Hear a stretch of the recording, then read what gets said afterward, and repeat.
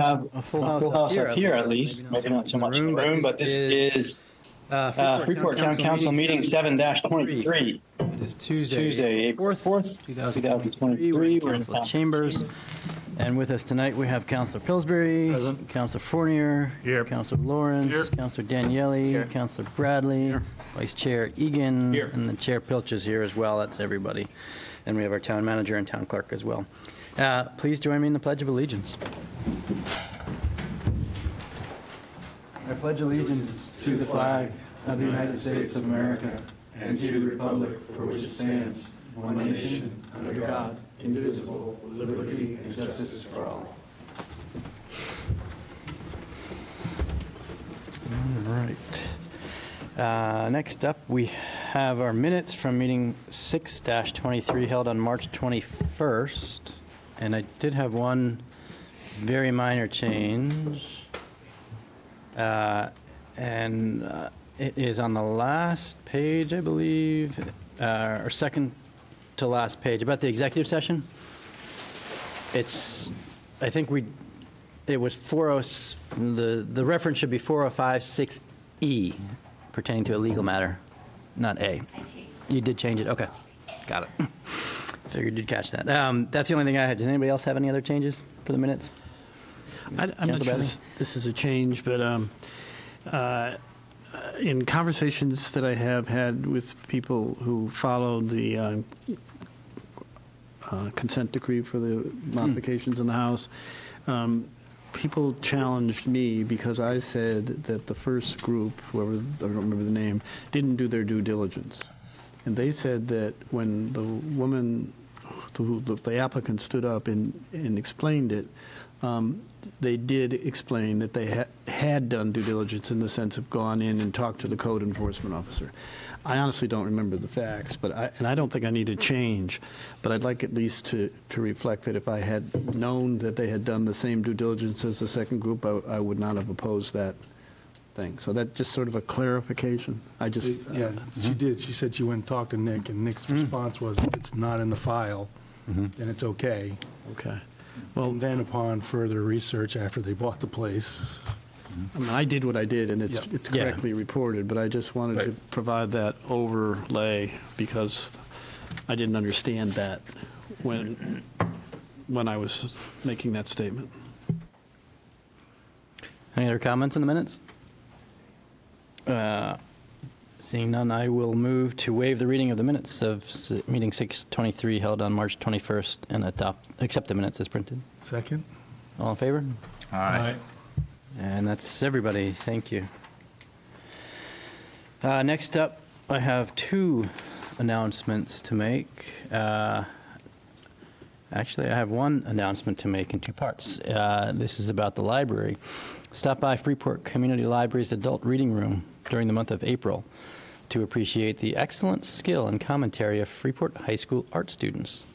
This exhibit is juried by the Freeport Women's Club. And secondly, the library will be opening late at noon next Monday, April 10th, following annual staff training. Thank you for your flexibility. Does anybody else have announcements to make? Councilor Lawrence, go ahead. Just want to say that the Freeport players are having a Murder on the Menu May 20th at the community center. Go out to fcponline.org, get tickets. Should be a good time. It was last time we did it. It was great. Good food. So I would highly recommend it. I'll either be at the show or I'll be serving. So, all right. That depends whether you qualify. No.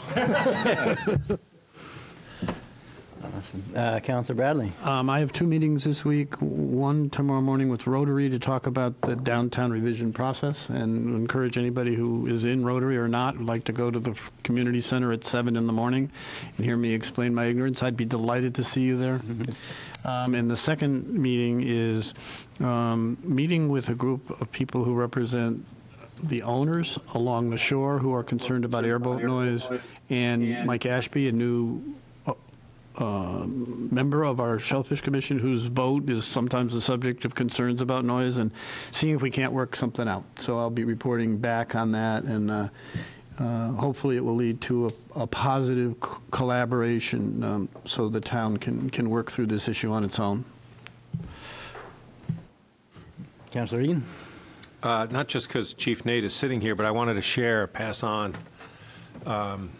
good words about our SRO, Malcolm Marshall, and my spouse works in the school district, and so I hear a lot of things. We go to different gatherings, staff stuff, and I just want to report that the school district is very pleased, particularly the staff. Was on response to an issue today, in fact, and so just want to pass that on. And I think that's a great service that the police department is able to integrate into our school district, and hopefully we can have more of that kind of activity. I think last meeting I reported that the Freeport High School drama students had won their regional competition and went on to states. They've also since won the state competition, so they're the state champion Class B one-act performers. So kudos to them. There's a New England, which is not a competition, it's more a festival. People get to just perform for each other. They're not going because of schedule conflicts. There's a few people in the show who couldn't make it, so they're going to miss that. That brings us to information exchange, and I know we've got a handful of things tonight for that, but anybody else want to start with items of information to exchange? Councilor Egan. I can start with a little bit of an update. We mentioned it at our last meeting that there's now some grant funding opportunities for public EV chargers, and our town engineer is going to be pursuing an application with support, not doing it by himself, with support to submit an application to Efficiency Maine for a significant chunk, if not almost entirely, all of the funding for public EV chargers level 2. We have some things to work out in terms of actual locations. The proposal is for potentially at the train station parking lot and at the library parking lot. In addition to that, we also have an opportunity to work with an employee-owned company called Revision Energy, who was the vendor for our community solar installation that we own a portion of. And they were actually making a proposal to supply, install, and operate a level 3 charger, which is the fast charger. I can explain offline how a lot of those work, but the level 3 is what you pull up to that is as close of an approximation to a fueling station as you'd find for an internal combustion engine vehicle. And so it's a great opportunity that the town pays nothing, nor does the town pay any operating expense for the electricity. It will have its own separate meter and essentially run off the revenue that's generated. The town's contribution is to allow it to happen on some public property. So we're going to be working out those details with Revision. The level 2 chargers will go through a bid process and an RFP. Efficiency Maine requires a bid process for that. So anyway, we'll have some final actions to take up at our next meeting, but I just wanted to pass on that good news. Question, John? Yeah. I'm sorry, we discussed this a little bit last time, right? Right. And the question that was raised was whether or not you can just sort of out of the box hand it to Revision, which is a great company, and all transparency, I use myself personally. So, or do you have to put it out to let anybody who wants to suggest that, since we have limited spaces and locations in town, that we could allow chargers to be built on? The level 3 proposal from Revision indeed does, engage with them to be the installer and owner and operator. I guess we could have further discussions. My informal discussion is that since the town's not spending any money, we're not spending anything on this installation other than making a parking stall or two available. That we're less confined by the public bid process because we're not buying anything. Do we have unlimited number of spaces we could make available for other companies that wanted, or do we have other spaces we could make available to other companies who might want to do the same or similar things? Wouldn't that be a great dynamic to have? Yeah, I think it would be I'd love to have that dilemma in front of us. But if we did, But we have the sure, space? Sure, we have plenty of spaces. Okay. I have no issues. Revision's a great company. Yeah. I think we have to work out whether we actually can afford those spaces to be tied up as an EV lot here at Town Hall, because we only have like 15 or whatever it is out there in that lot. So that may not be the ideal location. It may also be down at the train station where there's an abundance of spaces, so. Anyway, just a work in progress, nothing signed yet. Anything else for information exchange? Couple of things. The pop-up skate park by the train station is back, and they'd like to set stuff up again. So they've asked if we have any objection to that. I checked with the neighbors on Hummingbird Lane, who are the closest folks to the skate park, and they're okay with it. We made some adjustments last year to make sure there's not a lot of noise late at night, and there's trash pickup and things like that.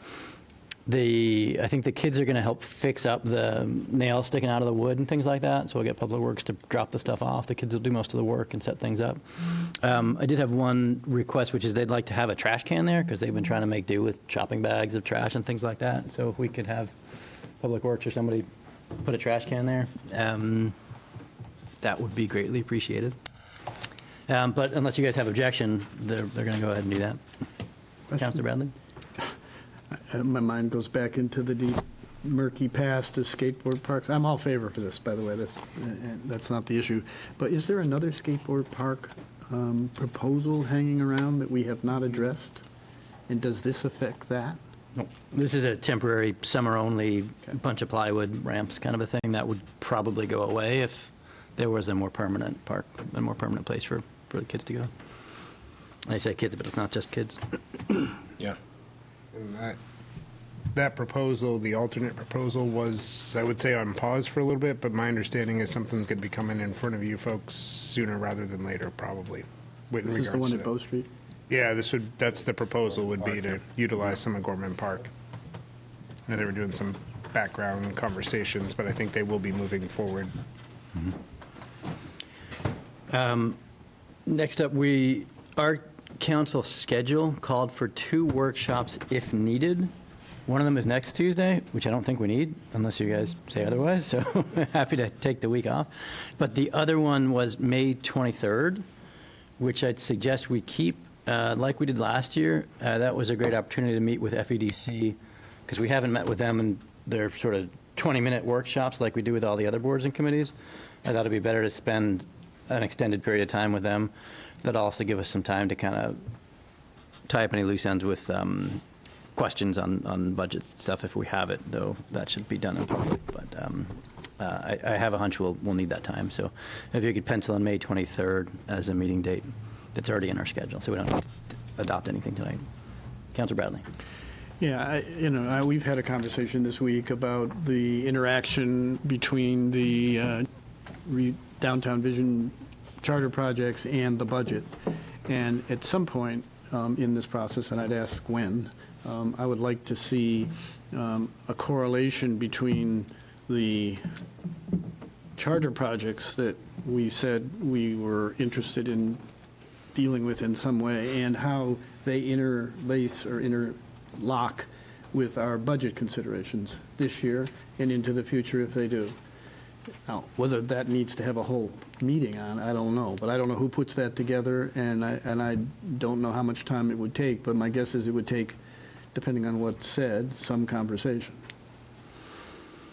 Good, yeah, we have a session on the budget tonight, and I think every meeting from now through the next several will have budget items. So we can ask for a list of the downtown projects we recommended and where they are in the budget. That'd be great. I don't think that'd It's be hard to follow, to be honest. Yep, I understand that. So yeah, do that. And the last item I have is not so much for me, but just to invite up Eric Horn, who I think is going to talk on behalf of the Tree Task Force.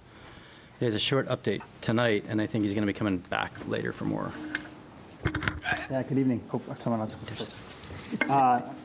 Good evening. I'm Eric Horn, and I'm just here to give you a very brief update on the municipal tree task force. So a few years ago, the town council set up the municipal tree task force, and it took a while for us to constitute ourselves during everything kind of shut down, as we know, during COVID. But basically, for the last year, we put the committee together.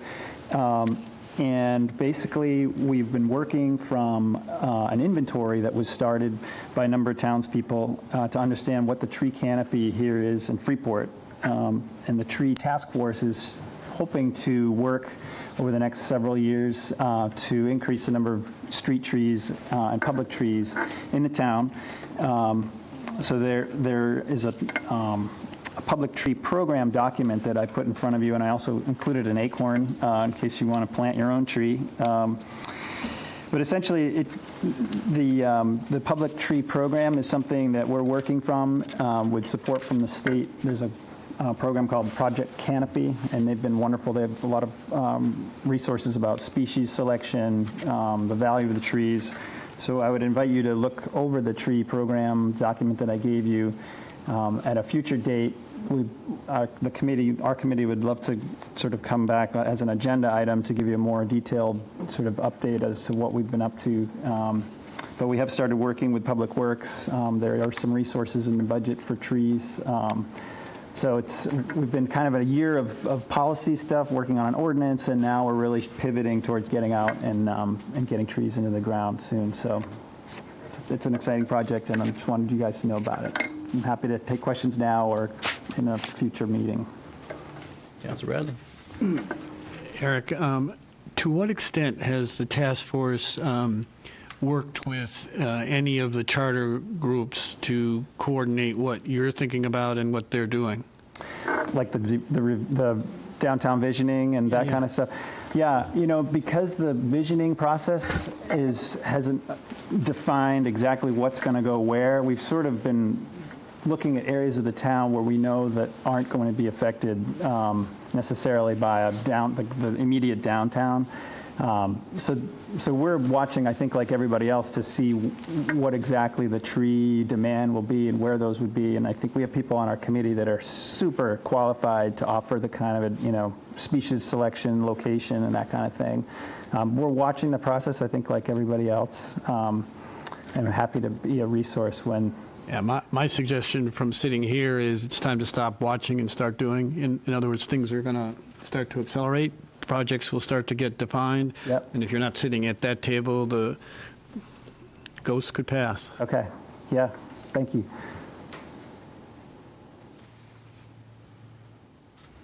All right. Any questions for Mr. Horn? Councilor Egan? I'm sorry I didn't get a chance to go through this earlier, but there's some suggestions in here about species that we'd like to diversify away from. Is there, in the document, is there a list of trees that we really are trying to get more of in our community? Yeah, and the state keeps a comprehensive list of sort of the invasive or non-native species, and then there are, good examples of what we should sort of steer towards, and not just single species, but also how to intermix species so that you're not putting a whole bunch of one species in one area, but trying to mix them up. But yeah, that kind of content knowledge is absolutely available. And I'll just offer that in the fall, if anybody wants acorns, I'd be happy to provide a 35-gallon container of them. I had too many in my yard, so I figured I'd. I have plenty to share. Yeah. It's one way to clean up. All right. Town. Just for process, Eric, you're going to come back at a future meeting and ask us to adopt the program, but we don't need to make any ordinance changes, right? These are really just guidelines? These are, it's a guideline. There are ordinance changes that have been submitted to the ordinance committee, so I think you're going to see that percolate through the system at some point. I don't know. As a separate As a parallel. separate thing, right. But I think what we're looking to do is basically make sure people know that this effort is underway. And there is the Tree City designation is something that we'd like to have Freeport be. It opens up grant opportunities. And so by having a tree program adopted by the council and ultimately an ordinance, then it gets it more official. This is one of the steps towards. This is one of them, yeah. Awesome. Any other questions? All right. Thank you, Mr. Thanks. Horn. Thanks, Eric. Thank you. We miss you up here. Yeah. Any other information exchange items? So 4 years ago, 4.5 years ago, when I first started on the council, the gentleman on my right called me into his office and explained to me, this is your duties of being a counselor. And I said, that's great. I said, what is a town manager and what do you do? And he explained it to me, and he basically said, you, along with the other folks up here, are basically now my boss. It has been an interesting dynamic over the last 4.5 years. I've learned a ton. I've learned that Peter knows a ton about pretty much any topic that has ever come up before us for discussion, and he's not shy about sharing all that knowledge of any topic that comes up before discussion. And in talking to everybody else in town hall, they all kind of said the same thing, like, boy, that guy knows a lot of stuff. So I think there'll be very large shoes that you're leaving for us to fill. But like you point out, you left us in a really good position, and I know that didn't just kind of happen on its own. So I commend you for all the work you've done over the last decade in bringing us to where we are and bringing Freeport to where it is. So with that, I would be happy to invite you to offer your final town manager's report for Freeport. Well, it's about a 15-minute roast of the existing councilors, so I'm glad to launch into it. Look at how long that is. I got 2 pages. I'm glad I was right about what I told you 4.5 years ago, and you've done everything I said you were supposed to do. I took careful notes. Yeah. So, I'll start with the news, and then I've got a couple of things I want to say, just, thanking people mostly. And most of them aren't in the room, fortunately, so I can say whatever I want about them. So operationally for the past 2 weeks since I've talked with you last, just been a whirlwind of getting stuff ready for the transition here. We've just today and yesterday had several conference calls with open projects, making sure everyone's looped in. I drug Jessica and Caroline into a couple of those and Judy into some of those. So I think everyone is up to speed on 95% of the open projects here. We did have a good legal conference today with the attorney, with Caroline and I. So we've got a list of all of the open matters, and everybody knows what they're supposed to be working on, including the attorney. I know I've talked to some of you about open projects that are on there. We had a good conference call this afternoon about water tanks and cell phone projects with the town attorney. And so Caroline and Jessica and Pete, who's the attorney from Bernstein, we're targeting your next meeting to have those in front of you. There are drafts between Maine Water and the town that are 95% done. I know, Chip, you know what's going on most of those, but ironing out a few details. And Caroline and Jessica are briefed on what needs to happen after the council considers those items. Pete tentatively has it on his calendar, Pete Van Hemel from Bernstein, to be here to advise you on what they'll essentially be 4 documents that you'll be looking at. So he'll do a much better job summarizing it than I can right now, so I'll let him speak. If that does get slowed down, you'll hear about it from Caroline when Pete updates us. But I pushed him today that we'd really like to see it in 2 weeks so we can get on the 25th agenda, because I know there's a bunch of people who are waiting to start projects as a result of that.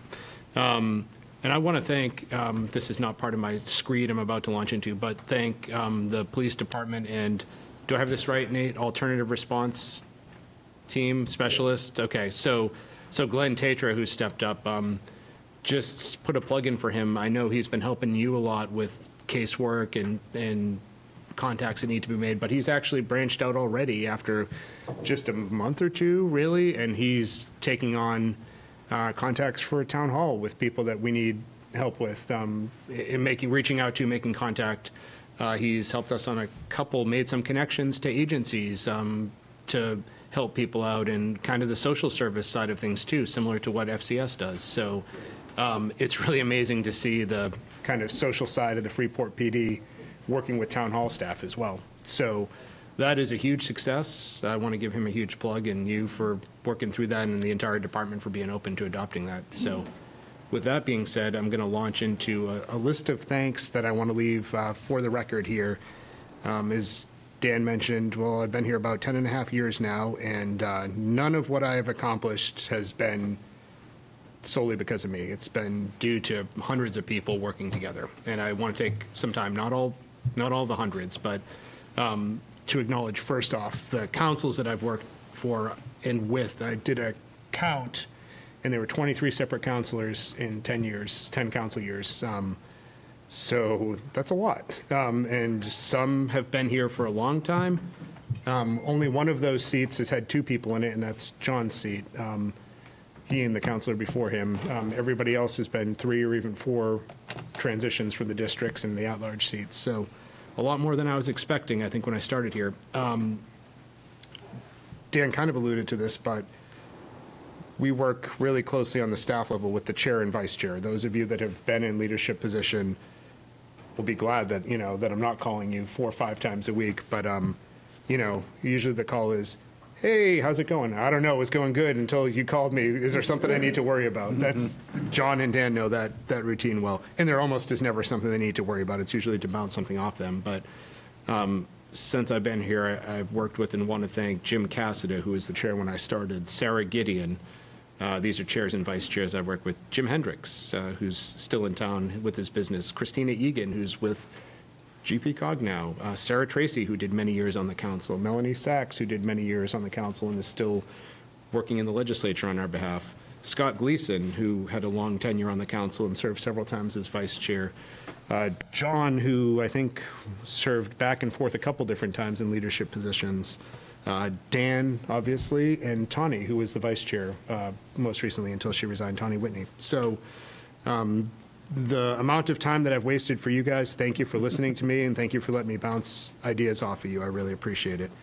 I want to thank the department directors I've worked with. I did the math on that as well, and there's only one person who was here when I started. It's Neil Lyman at Winslow Park. Neil's got quite a bit of tenure. Everybody else has rolled over due to retirements, and some of them 2 times over, because a few people rolled into positions and did them for 5 years and then retired themselves. So there are several, there are many, I don't want to call them out by name, but thank you to all of them who have helped me do my job.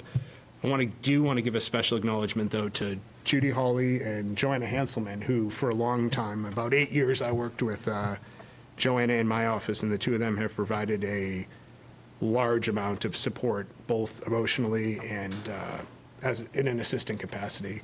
I could not have done the job without either of them. Starting to get a little choked up there.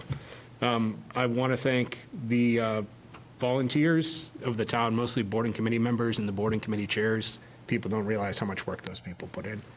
I want to call out one person by name, and I'm glad that they are not in the room because they will not be happy when I do this, but I struggled with how to do this, but we have a volunteer who does a lot of work for the town who doesn't get any recognition and does work in the shadows, and that's Joyce Bayou, who has taken on a lot of time volunteering for redoing our cemeteries, essentially doing the manual labor herself, working with the people who come in the summertime, doing facelifts on these ancient gravestones.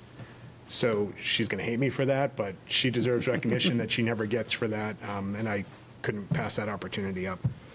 And finally, just the employees of this town that are not the department directors. We all get a lot of credit for doing things, the grunt work that gets done by our people.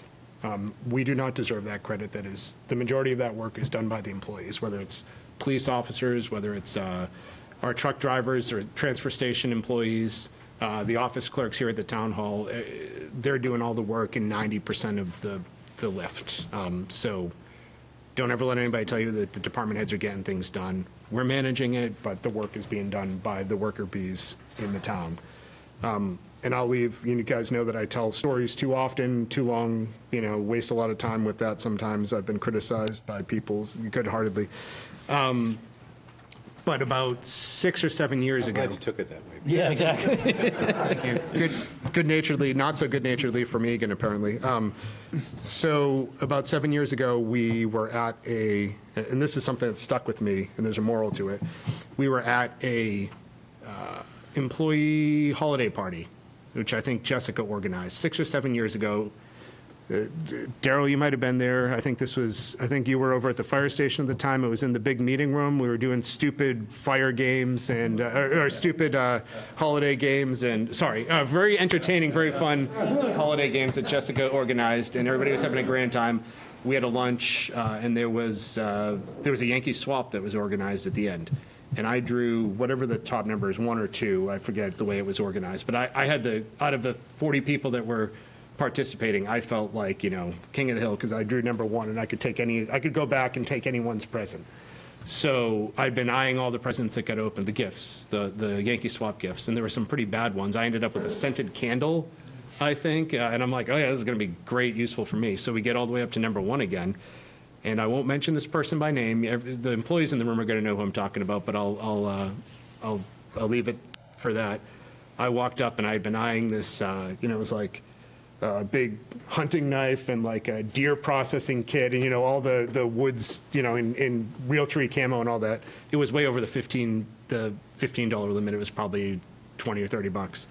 And I walk up, it was one of our employees, maybe might have been one of Earl's employees, and I yanked that and I said, enjoy your scented candle. And as I turn around to walk back to my seat, I hear this little, don't forget who your plow driver is. And I stop, everyone's looking at me, and I go, oh crap, never forget who your truck driver is who plows your street when you're sitting there with your snowblower and you're watching them go by and they wave at you instead of sending snow at you. And I walk back to him, I said, you know what, I think you should keep this. He goes, oh. And I said, let me take that. And he says, he's like, well, I wasn't implying that. I'm like, no, yeah, you were. It's good. Don't worry. I got to remember my place sometimes. So the moral of that story is you can never get in this position or any of our positions as department directors or as counselors. Don't ever forget who the people are that are plowing the roads. Because if you do, they're going to, no, never mind. Yeah. I'm getting the shush from back there. But that was a real feel-good moment and a learning experience and all that kind of stuff for me. So just wanted to share that. I'm going to sign off because we got a full agenda here. So I'll talk with you all individually. I know I've had a lot of people stop in the office. Just want to thank everybody that's come and swung through and give parting words, and even some really good conversations with people that have, maybe not been biggest fans of the town or things over the years, have come in and said, thanks for working with us. It really made me feel good going out on that note. So with that, it's all yours, Mr. Chair. Thank you, Peter. That last note you mentioned is kind of interesting because I know there have been some people that have taken a lot more of your time than others, and some of them, look like they could be going south in a hurry. And I've been amazed by the diplomacy with which you've dealt with situations as they come up. So thank you for that.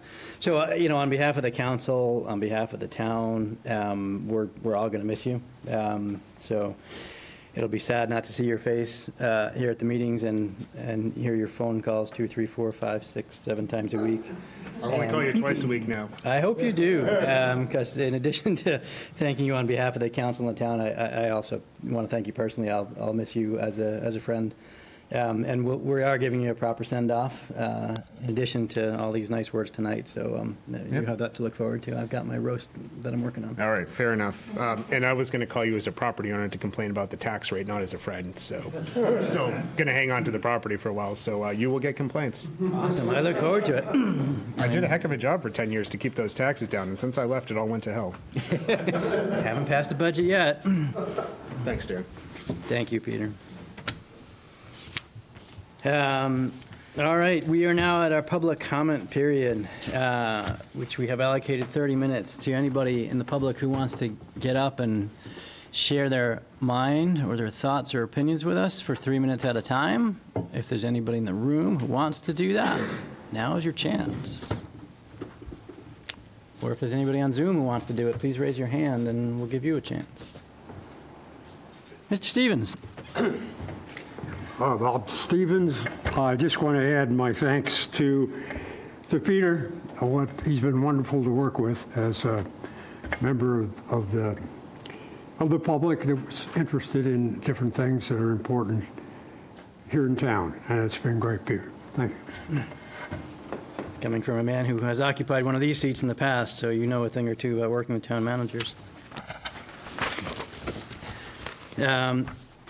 Seeing no other public comment, I think we're ready to move on to our consent agenda. This is, the seventh order of business is all of our action items, the first of which is item 51-23, which is our consent agenda, which itself has 2 items on it, the first of which are some donations to the library, the second of which are several appointments to boards and committees, including Cable TV, Coastal Waters, Hunter Road Fields, Library Planning Board, Project Review Board, and the Shellfish Conservation Commission. So thank you in advance to the folks who stepped up to be appointed there and to the folks who are working those committees. Anybody have any reason why we should consider these items separately rather than as a consent agenda? No. Councilor Pillsbury, do you want to move our consent agenda for us? Be it ordered that the April 4, 2023 consent agenda be adopted. Second. Thank you, Councilor Lawrence. Any other discussion? All in favor of the consent agenda? Aye. I think that was everybody. Thank you. All right, next up, we've got a fun one. This is our capital program this is for fiscal year 2024, but I think it's a capital program for the next 5 years. But it's the one that we're adopting in this fiscal year, I guess.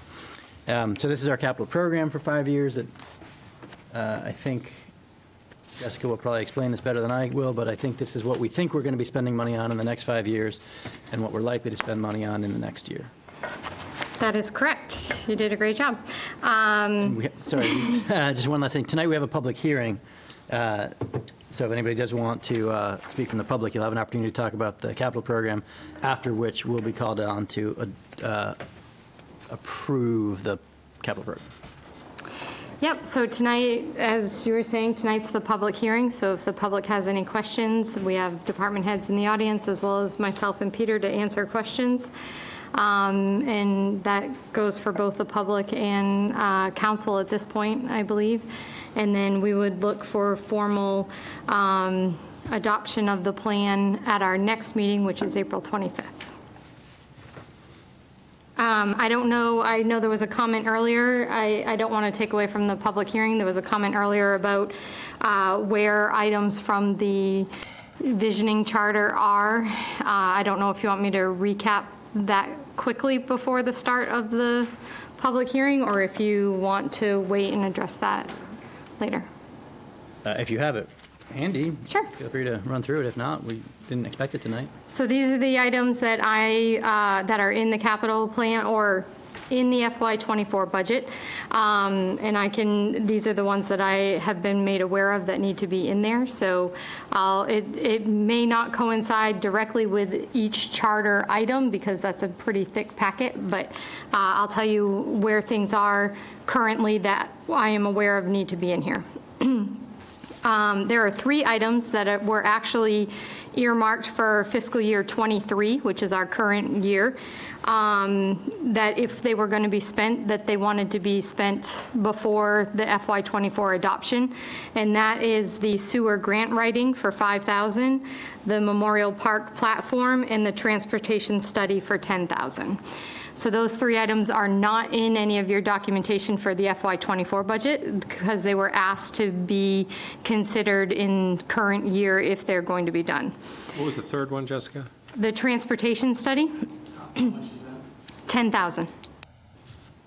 And if the money, for some reason, doesn't get, if the money in those 3 items somehow doesn't get spent, does that terminate the money or does it carry forward into the next budget?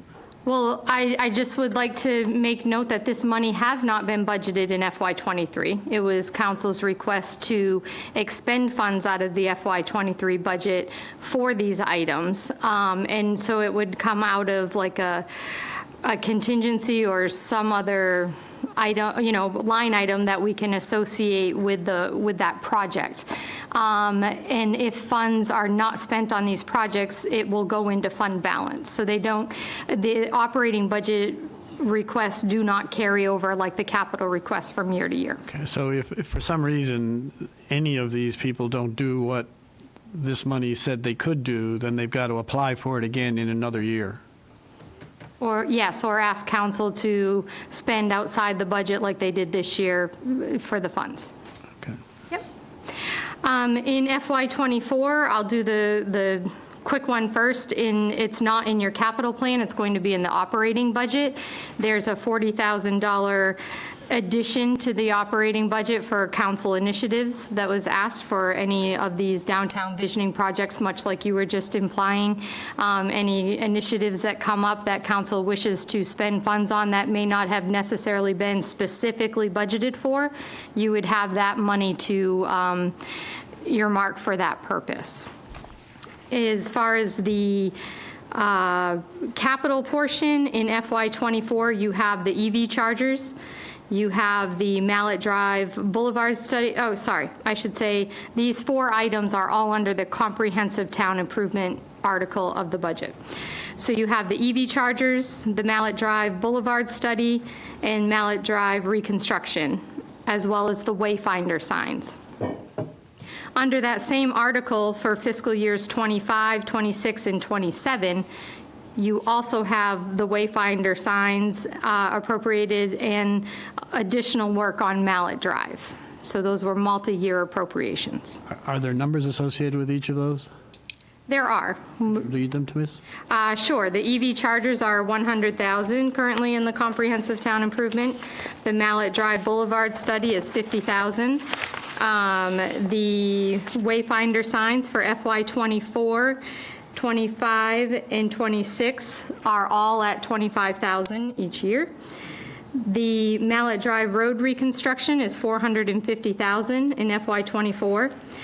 In FY25, there's the Mallet Drive shared use path for 750,000, as well as complete street improvement work, which is associated with the Mallet Drive project, for 300,000. And that concludes that. Sorry, I was taking a breath like there was more. In the municipal facility article, which is the next article, there's the appropriation of 100,000 for the gazebo/bandstand at Memorial Park. I'm sorry, the last one you said? The gazebo Okay. for 100,000 under the municipal facility article, In what year? FY24. 20? 4. Next year. And then the last one that I have is Lower Main Street improvements in fiscal year 28, coming out of the Concord Gully Brook TIF. That's 700 something. 750,000, I believe, yep. Either 750,000. And, I apologize, there's a Lower Main Street study earmarked for fiscal 25 out of that same Concord Gully TIF for 35,000. And that is what I have from the downtown visioning. Welcome. At your fingertips. Question about process, just to make sure that I understand. You had said that we're approving this on the 25th? Or are we Adopting it on the 25th, and then you'll appropriate the funds in June. Okay. So the adoption is the 5-year plan on April 25th. You'll adopt the entire 5-year plan. And then in June, you'll do the appropriation of the funds for year 1 of the plan. Okay. So what are we doing tonight? Tonight's the public hearing and the time for questions from the public and/or council for department heads that are here, and/or Peter, myself. So should we be voting on this thing that says be it ordered that the proposed capital program be approved? Or is that not for tonight? That's next week. That's for next time. So we'll cross it off tonight's agenda. Sorry, I did not see that worded on the agenda. I don't know. I'm- Yeah. Okay. Sorry. That makes sense. Yeah. So we'll do the public hearing tonight, but not vote. All right. Councilor Bradley, you have some questions. So just, I mean, I know I got a chance at the end to ask more in-depth questions, but right now, as I understand it, if it's not in this list, if it's a revision, downtown revision project, charter project that didn't show up in this, it's not funded and needs to be brought into this list by a request by the council. That is correct. And this list has been derived by past council meetings where there's been directive of what to include. We had that discussion this afternoon. Yeah. Right. So let's do the public hearing, then we'll have another chance to have council discussion. So if there's anybody in the public who wants to talk about our capital program, there's a document attached to tonight's agenda. It's all on the table for people in the room. If anybody has questions about the stuff that Jessica rattled off or anything else in the capital program.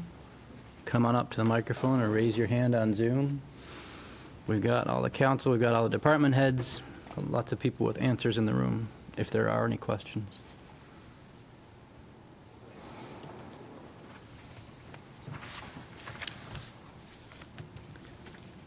All right, last chance for questions for the capital program. And then we'll come back to council after the public hearing. We should move to open the public hearing. So, Councilor Fournier, would you move to open the public hearing? Motion to open public hearing. Second. All in favor? Thank you. So I'll reiterate my request. If there's anybody who wants to ask questions now that we're in the official public hearing, if that was holding you back before, now it can be official. Mr. Stevens, come on up. Right. So you've got the Freeport Sustainability Advisory Board leading the way on coming back with a climate action plan to be considered. And it's premature to talk about what might be in there, but I wouldn't be surprised if it doesn't involve you needing to take a hard look at might be significant amounts of money that would be useful to actually implement a climate action plan. Whether that will end up being a capital budget item or operating, it's too early to say, but that's the work you want them to do, they are doing, and we'll be coming back to help you deal with what we all are facing in the world right now. So thank you. Thank you, Mr. Stevens. So I'll point out that I was sort of expecting a bunch of pitchforks and angry citizens talking about millions of dollars of spending, and the fact that we don't have a lot of that is a testament to the work that Peter and Jessica and Caroline and all the departments heads have put into the capital budget. So that's impressive. So, well done for making everybody happy, it seems, at this point. Or everybody but the council yet. We haven't had our digs out yet. We've got our pitchforks to bring out. They're tiny forks. But seeing as how there's no other public comment, Daryl, do you want to close the public hearing for us? Tiny forks. Motion to close public hearing. Second. Thank you, Councilor Lawrence. All in favor? All right, that's Get everybody. out the regular size forks now. All right, councilors. Who wants to be first with pitchforks or questions? Councilor Fournier. Not quite a full pitchfork, maybe a manure fork. Well, so two points I have. Number one, $100,000 in EV charges. We're talking just earlier in the meeting that hopefully that's going to be a grant program. I can't support $100,000 in expenditures in this capital budget when we have, even though it's important a lot, I think of other priorities that we should be looking at. To Ed's point of maybe some of the other issues that may be coming forward due to the planning of the downtown area and other critical needs, I think, that would rise to the top. So I probably won't support that vote. I know we talked earlier, we can look at different items down the road to see if they can be adjusted. And my second one is my favorite topic is brick sidewalks. And not only the cost of brick sidewalks to install, but the maintenance of brick sidewalks, which I don't know what the time frame is, but it's 5 or 6 years. I know the town engineer, public works director was looking into that. I think we need to take a hard look at what we're doing. I did a little bit of research. I know the brick sidewalks on School Street where they come out and they go down the hill by where the bookstore is. I think last year there was 3 falls there due to bricks that will freeze on ice quicker than hot top does, number one. One of the people was transported by rescue with some serious injuries. So they look nice, but they heave in the winter. They're harder to maintain. Takes more chemicals to clean them off when we do our removal operation. So I think we need to take a look and designate maybe the Main Street area for brick sidewalks, or start when we do replacement schedules to do hot top in the outlying area. So I hope we can take a hard study of that. I think there's savings, and possibly the engineer could explain it, to this at some point. So I'm hoping there's savings there, that those savings should be put to other projects that may be needed. Thank you. Joe, you bring up a good point. One of the other things I wanted to propose in terms of our process is that on the 25th, when we approve the capital program, if councilors want to make amendments for things that they want to include or remove, it would be good to do that and bring them to the 25th. You could do it tonight as well. But this way we can take a vote and we can give clear direction to Jessica rather than have her try and interpret what our discussion is, and a bunch of people nodded and some people shook their heads. So any changes to the baseline budget, which is what we're looking at tonight, we should propose in an amendment, and we can ask the council to vote on it. It'd be easier to do them all on the 25th, but if you have something tonight, I don't want to stand in the way of that. So if I understand that, for whatever reason, there are a couple things that didn't make it into Jessica's list that I'd like to have the council consider. Best to do that in a specific motion at the next meeting. This one or the next one? I don't have a motion ready. I just was going to have a discussion, so I can wait for that if that collapses the time we need to talk about it. No, John, don't Circulate it? you? Yeah, I could do that. So we get to think about I'm it. sure to talk about it. That's fair. The one thing that I've gotten some feedback on is and I'm not sure I really understand it, but I promised I'd raise it, and it has to do with the trucks and the separation of the chassis from the truck body. So we saved some money in this budget, I believe, I'm asking, we did that to save some money in this budget because we have some truck bodies that we can continue to use on a new chassis. And the question is that really a savings? Because that truck body is going to wear out faster than the chassis, and when you have to replace it on a new chassis, do you spend more money down the road? So shouldn't you be, from a financial point of view, doing it right now? That's the question I promised I would ask. To answer your question further down the road, would it benefit us yet?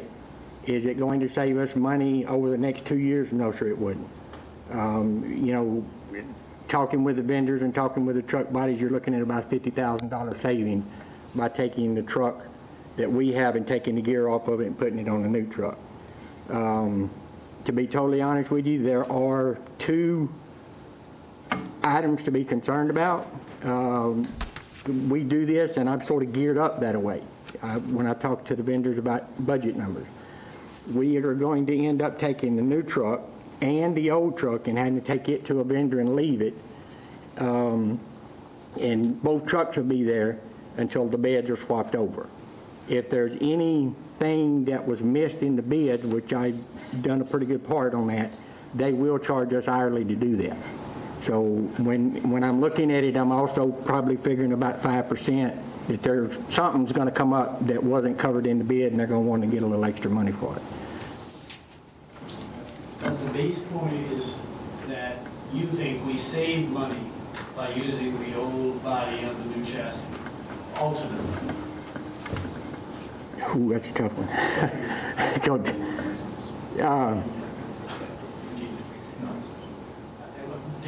Did you answer my question? Yeah, no, sir, I didn't, because that's a very tough question. It depends on how much service you're going to get out of that bid.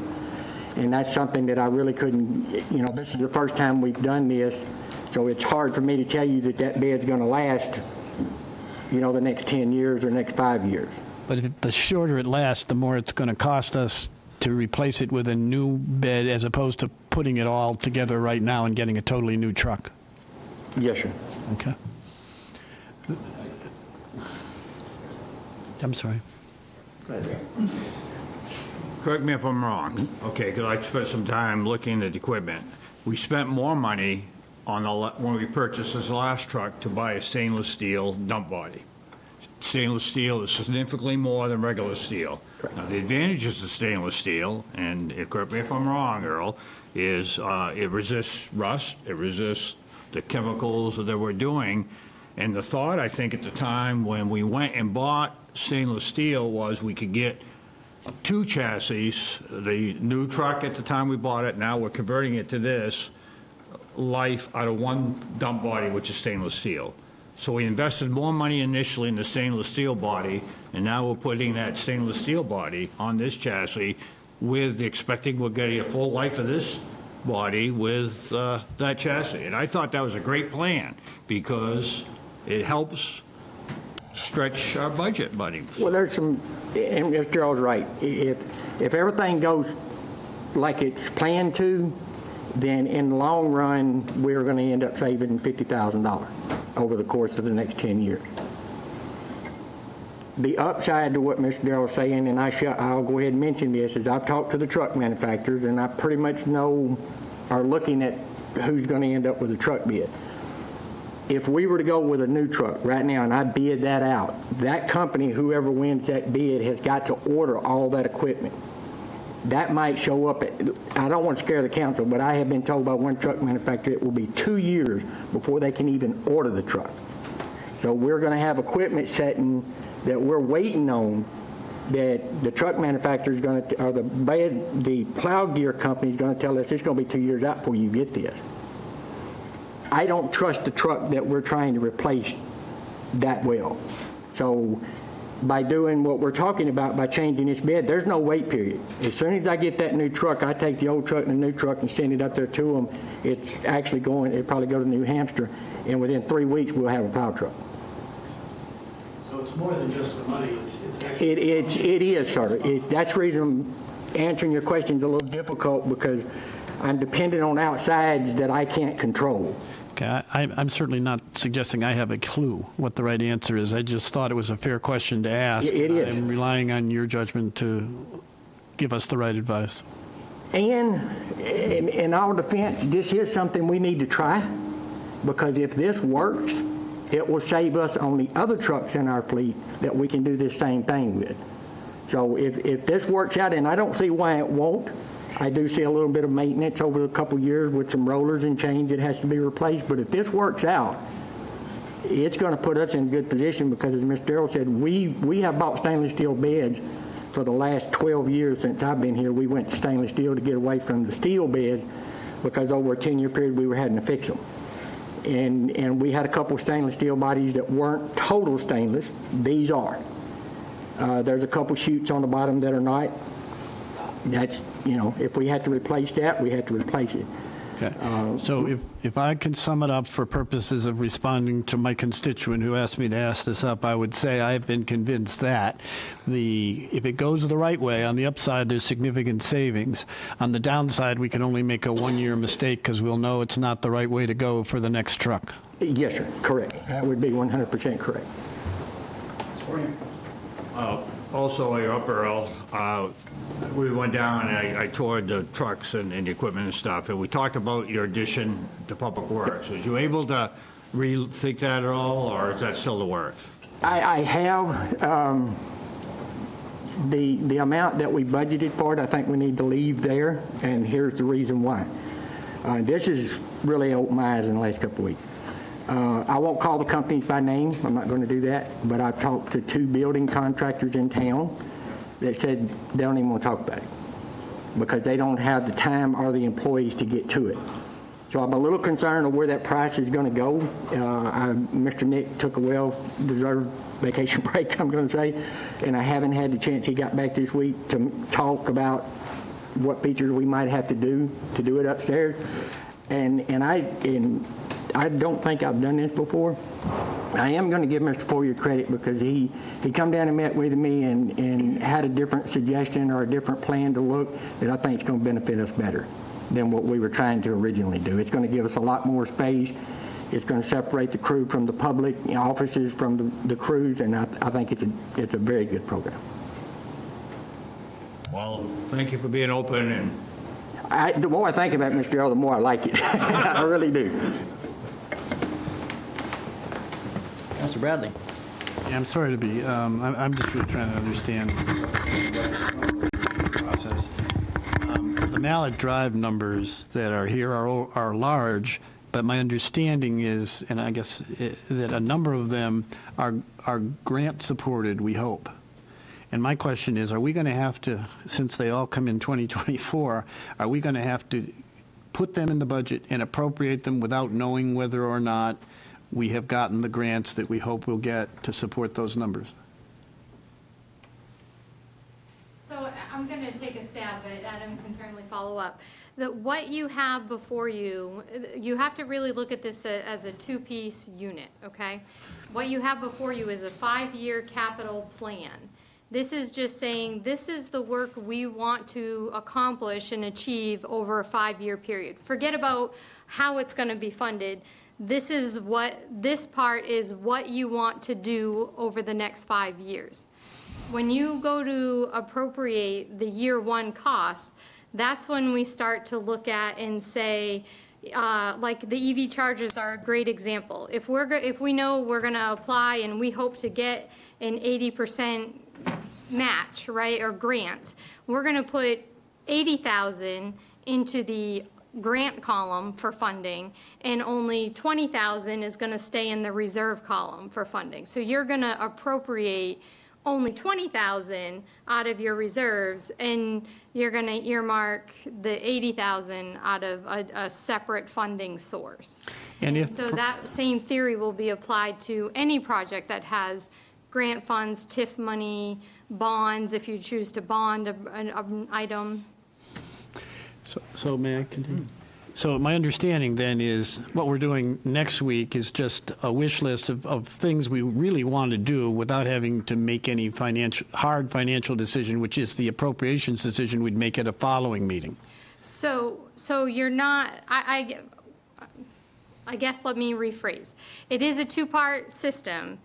You do still have to be cognizant of money, because if you appropriate that you, or if you adopt a plan that you want to do a project, ultimately you have to do something for a funding source. So if the grant funds are not there, there's got to be some type of funding source. So typically you do take into consideration how those things are going to be paid for. But when you adopt the plan, you're just adopting the plan and ultimately the value of that plan. And then you appropriate the funds separately through the budget process in June. And if we were to adopt in the plan a number, I'll just pick a number out of the hat, $400,000 for seagulls. Yep. And we decided we wanted to buy $400,000 worth of seagulls. And we thought going into that there might be a seagull grant, but it turns out there isn't a seagull grant. We got to come up with if we adopt the plan, we've got to come up with some other source of funding when we get to appropriation to make up for the grant that we didn't get. Or you remove it at that time. Or we have the option to remove it. Okay. You have the option to remove it. Because we didn't get the grant. Right. Okay. That's helpful. I know everybody else knows this stuff, but I have been trying to figure it Great out. to put the answers and questions out there. Thank you. Did you want to add something? Yeah, sorry, I was distracted with drawing seagulls over here that sent me for a loop. Another important thing why you wouldn't want to put it in the program if you don't intend to do it is staff is going to take marching orders from this document starting after you adopt it. So for example, if you tell Earl it's in the plan that, where'd he go? If you tell Earl it's in the plan that we're going to be Seagulls. We're going to be getting these seagulls. He's going to go draw them just like that, and all over the side of his building. But he'll start the bidding process for the truck. He'll have a purchase order lined up. He'll have everything other than the check in hand ready for July 1. So if you don't want us to be doing any of these things and starting down the road, it's not going to. You're right. We're not going to expend any money, but we probably will waste a little bit of time. Adam's going to add it to his list. He'll be starting the preliminary, parts of that project. He may do some extra work on it that if you tell him not to, if you say it's off the plan, he's going to avoid doing a couple hours of work between now and when the actual vote happens for the funding. So that's the only other thing that I could add is if there are hard no's in here, we wouldn't want to include them because people are going to spend time chasing these projects between now and when you appropriate the money in 3 months. That's a good point to make, because that when you adopt the plan, you're saying, you are giving directive that this is the course that we want to have the town follow, and the plan that we're putting in place for staff to execute. And I assume that if at next meeting, when we adopt the plan, if the council, a significant number of us were to say, well, we love the plan, but if we don't get the $1 million worth of grants, we aren't going to do it, that would affect the amount of effort that the town would put into it before you got the grants. It only makes sense that you would listen. Right, I'm assuming that at that point, we would take that directive and pursue the grant. or whether there are grant opportunities. Well, we know And there are. like, I mean, all of right. these things have grants Right. associated with them, or the people that Dan is saying aren't here would be here screaming. I mean, there's $2 million worth of stuff here that's going to the tax rate if we don't find the grants. So my guess is that the people aren't here because that we've led them to believe that we think there's a pretty good chance we're going to get grants, and the amount that's going to hit the tax rate is not that great for a huge benefit. I'm not opposed to any of these projects. I'm just talking about where does the money come from. Right, and keep in mind too, I mean, when you adopt this plan, and let's say you appropriate the funds out of capital reserves, in the end, if the project doesn't come together as you wish, you return the funds to reserve and you eliminate the project. So even if you put $750,000 in for the rebuild of a road, and for whatever reason, there's not a matching grant to bring that down to $300,000, you can still say, okay, well, now we're going to put that road on hold, we're going to return the money to reserves, and we're going to figure out another game plan. And you would do that in And a future budget year. like in July sometime when the budget, It would be part of a future budget year where that's part of what I come back, when I ask to transfer funds from reserves and we go over fund balance discussion, all of those changes come into that amount that I give you. But the council would have to say that to you clearly. We did it. Yes, we don't want to do this project, return it to Okay. reserves. And that's it. And you will identify that meeting and that this is the opportunity because we didn't get what we thought we might get in support of this particular expenditure. Yes. Okay. I'd just like to point out, too, that all of the items in this capital budget and capital plan are paid for by the reserve. So whether or not a project gets some grant money or all grant money or not enough grant money, ultimately the planning for the dollars in all of these items are coming out of the reserves that we fund. Therefore, it's not hitting the tax account, the tax fund. So it's not changing the levy. Well, we could. Yeah. Right. The problem is down the road, we are going to get whacked. Yeah. That's another We don't all discussion. agree with your So- analysis of how those reserve accounts don't affect the tax rate. Well, We think that's tax money. For the but- first year, that's Yeah. certainly true, Anyway, right? There's enough yeah. money in the reserves to fund the first year of spending. And the debate is whether or not we can replenish it quick enough at the rate we're spending it. I didn't say it wasn't tax money. I said it doesn't affect the tax rate for this year. Oh, okay, that's fair. I get that. Yeah. It does affect the tax rate for this year, and it's just a planning tool.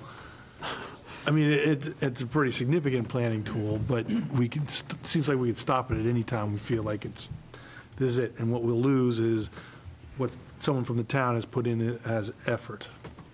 But this is all, with the money at the end of the year, this is how we fund these things, right? Right. So it does essentially come out of reserves, but it's not. kind of conversation. I just know that it sort of has a fiscal impact. We definitely approach it that way, that, we expect the majority of this to be funded out of reserves.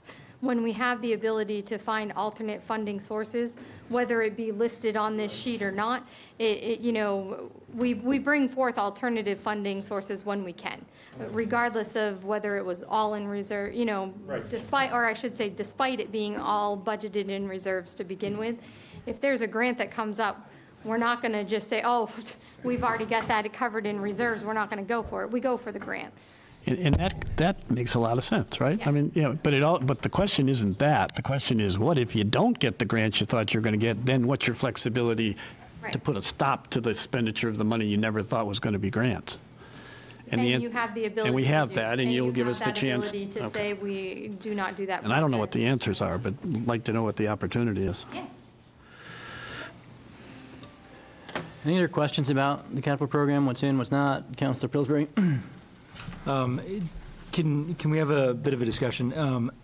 First of all, actually, thank you to all the departments head and Jessica for putting this together. This is great. Ton of work's gone into this, and it makes it so much easier to be able to have these discussions. My one question: can someone remind me about the gazebo and what the plan was? Because I see we're allocating money to it, and I'm always shocked at how much these things cost anyway. But I thought we had a phased-in approach to do something temporary for this next year. Yeah, I can take a stab, and Adam can correct me if I'm wrong. For this summer, for this season, we think up to $5,000. We might not even need it all because we've got a lot of the platforms already available. And that would be for a temporary platform this season. Meeting House Arts has scheduled a bunch of things. We'll do some concerts. We'll see how it works. They might try a few different locations for sound, for electricity, for crowd control. And then sometime between this summer and next summer, there's a still somewhat to be worked out design process where we might say, we like this location, we want to build something more permanent. We don't know what that's going to be yet. It might be a gazebo, it might be a square thing, it might be a round thing, it might be a tent thing, it might be a fabric thing. We don't know, but all the options we've looked at are significantly more than the $25,000 we had initially reserved. So we figured $100,000, if we're going to build something, is probably a more accurate placeholder. The only reason it's in FY24 and not in a future year is if we don't put it in FY24, then we can't start until July 1, 24, which means the earliest we'd have it would be the summer of 25, which means 3 summers from now. So by putting it in putting a placeholder in 24, we said if we can come up with a design that we all approve as a council and hopefully the town agrees is the right one to do, then there's a shot we might have something for summer of 24. But the 100,000, there's no design, there's no blueprint, there's nothing that I can show you that says here's what it is and here's why it's 100,000. That's still work to be done starting this fall after the concert series. Great, thanks. Yep. Councilor Daniele, you had a question?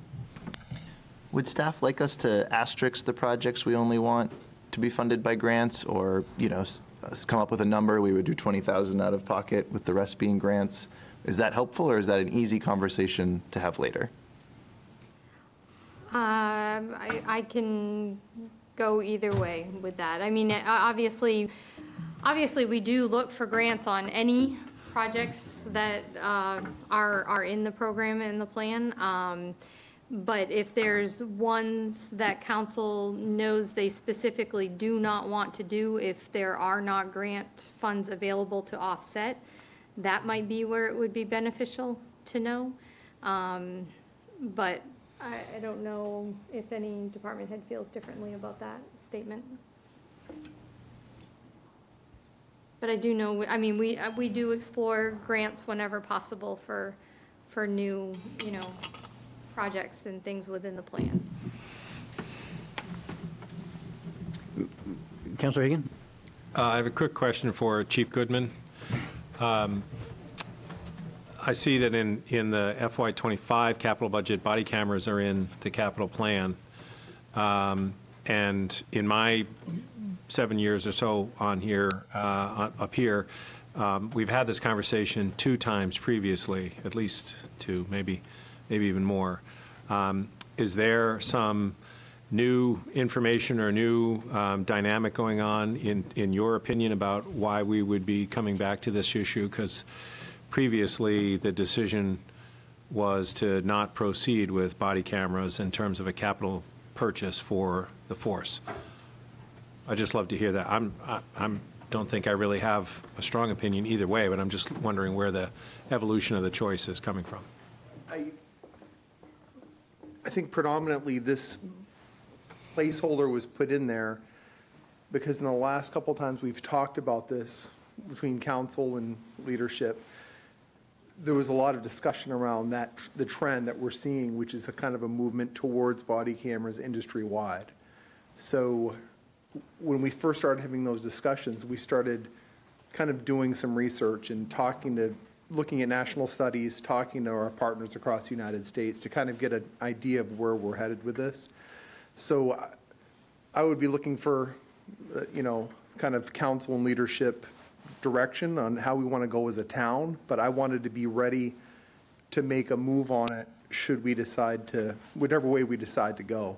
And understanding over the last few years how wildly difficult it is to find anything or to source anything that is heavily involved with microchip, microprocessors, electronics, I felt it would be beneficial to start getting some placeholders and some quotes in hand, so we'd have an idea of kind of bracketing where we'd want to be should we decide to move forward. So I don't think anything's happened locally that's really forced this, but it's something that we've talked about for the last few years. So from a planning perspective, you're using this as a placeholder at this point for subsequent conversations about the issue that we haven't had yet? Yes. Great. That's a perfect answer. Thank you, Chief.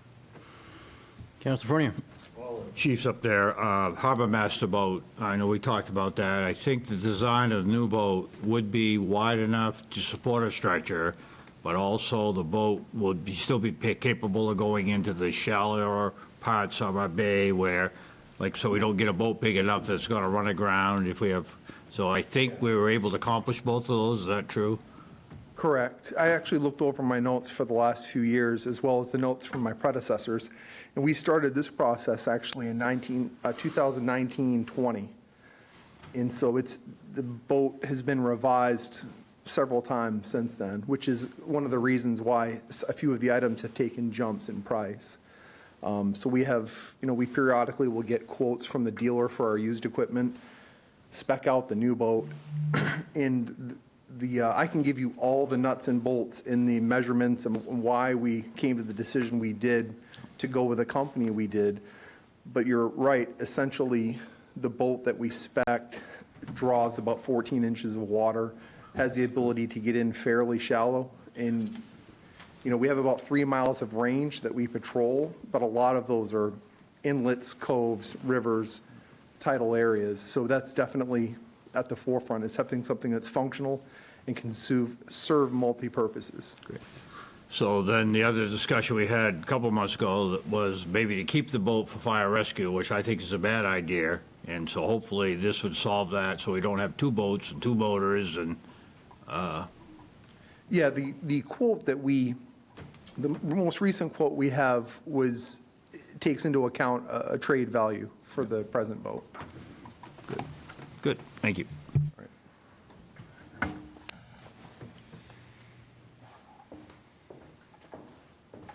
And I would just like to point out that your commentary discussion that you just had with Chief is exactly the intent of the plan. It's the plan the discussion you just had is very indicative of what we look for in this 5-year plan. You asked about body cameras. That's a hard no on council of not wanting to do. Even not being in year one, that would then become struck from the plan or moved down, or, you know what I mean? That's where we would make those adjustments based on how these discussions go. So just case in point, I wanted to point out.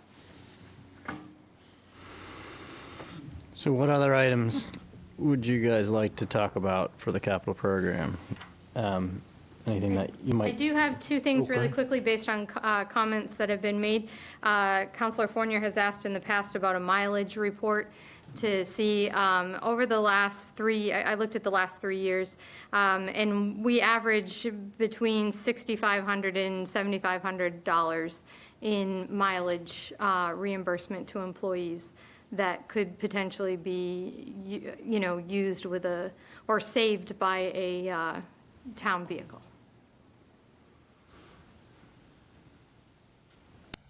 So my question, and this gets to my personal experience over years, for many years, I used my own personal vehicle and got reimbursed with mileage.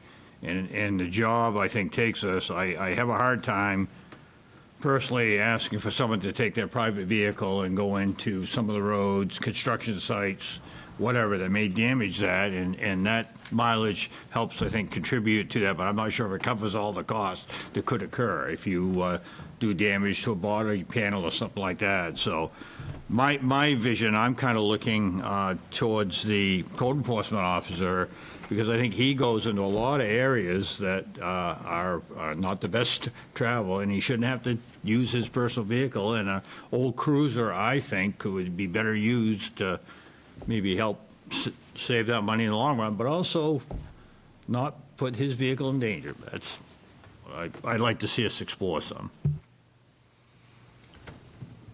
Councilor? I think I just heard you say, Jessica, that the mileage reimbursement totals about $6,500 to $7,500 a year? Yep. For all staff that use a personal vehicle for some form of town business. That's pretty far off from what the cost of a vehicle would be, though.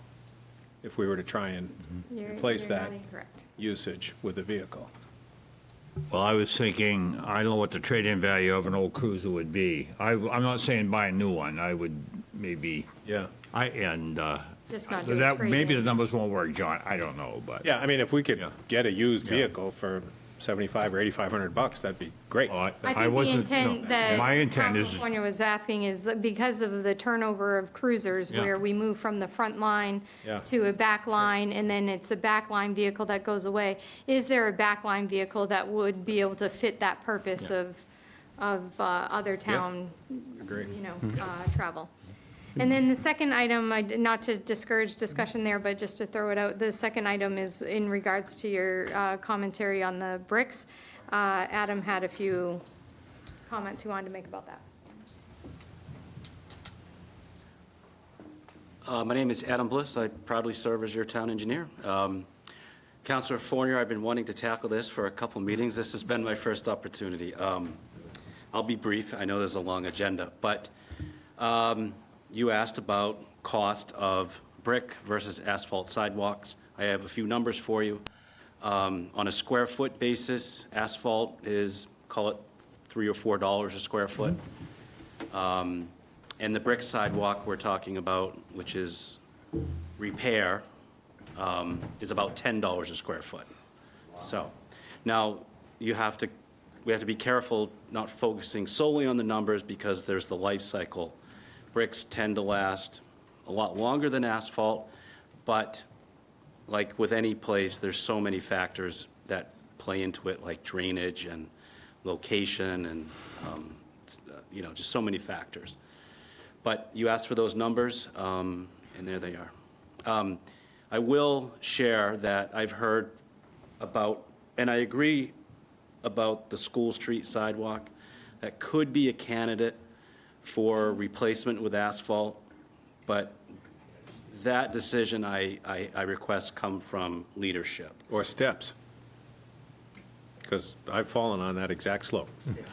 And if there is a discussion about looking at other sidewalks or changing over other sidewalks from brick to asphalt, I request that that's a thorough leadership discussion, because previous councils have requested, they like the brick historic feel. So I leave that discussion and decision-making up to you folks. Do you have a recommendation as our proudly serving town engineer, what you think we should do? Is this ping pong count? Or,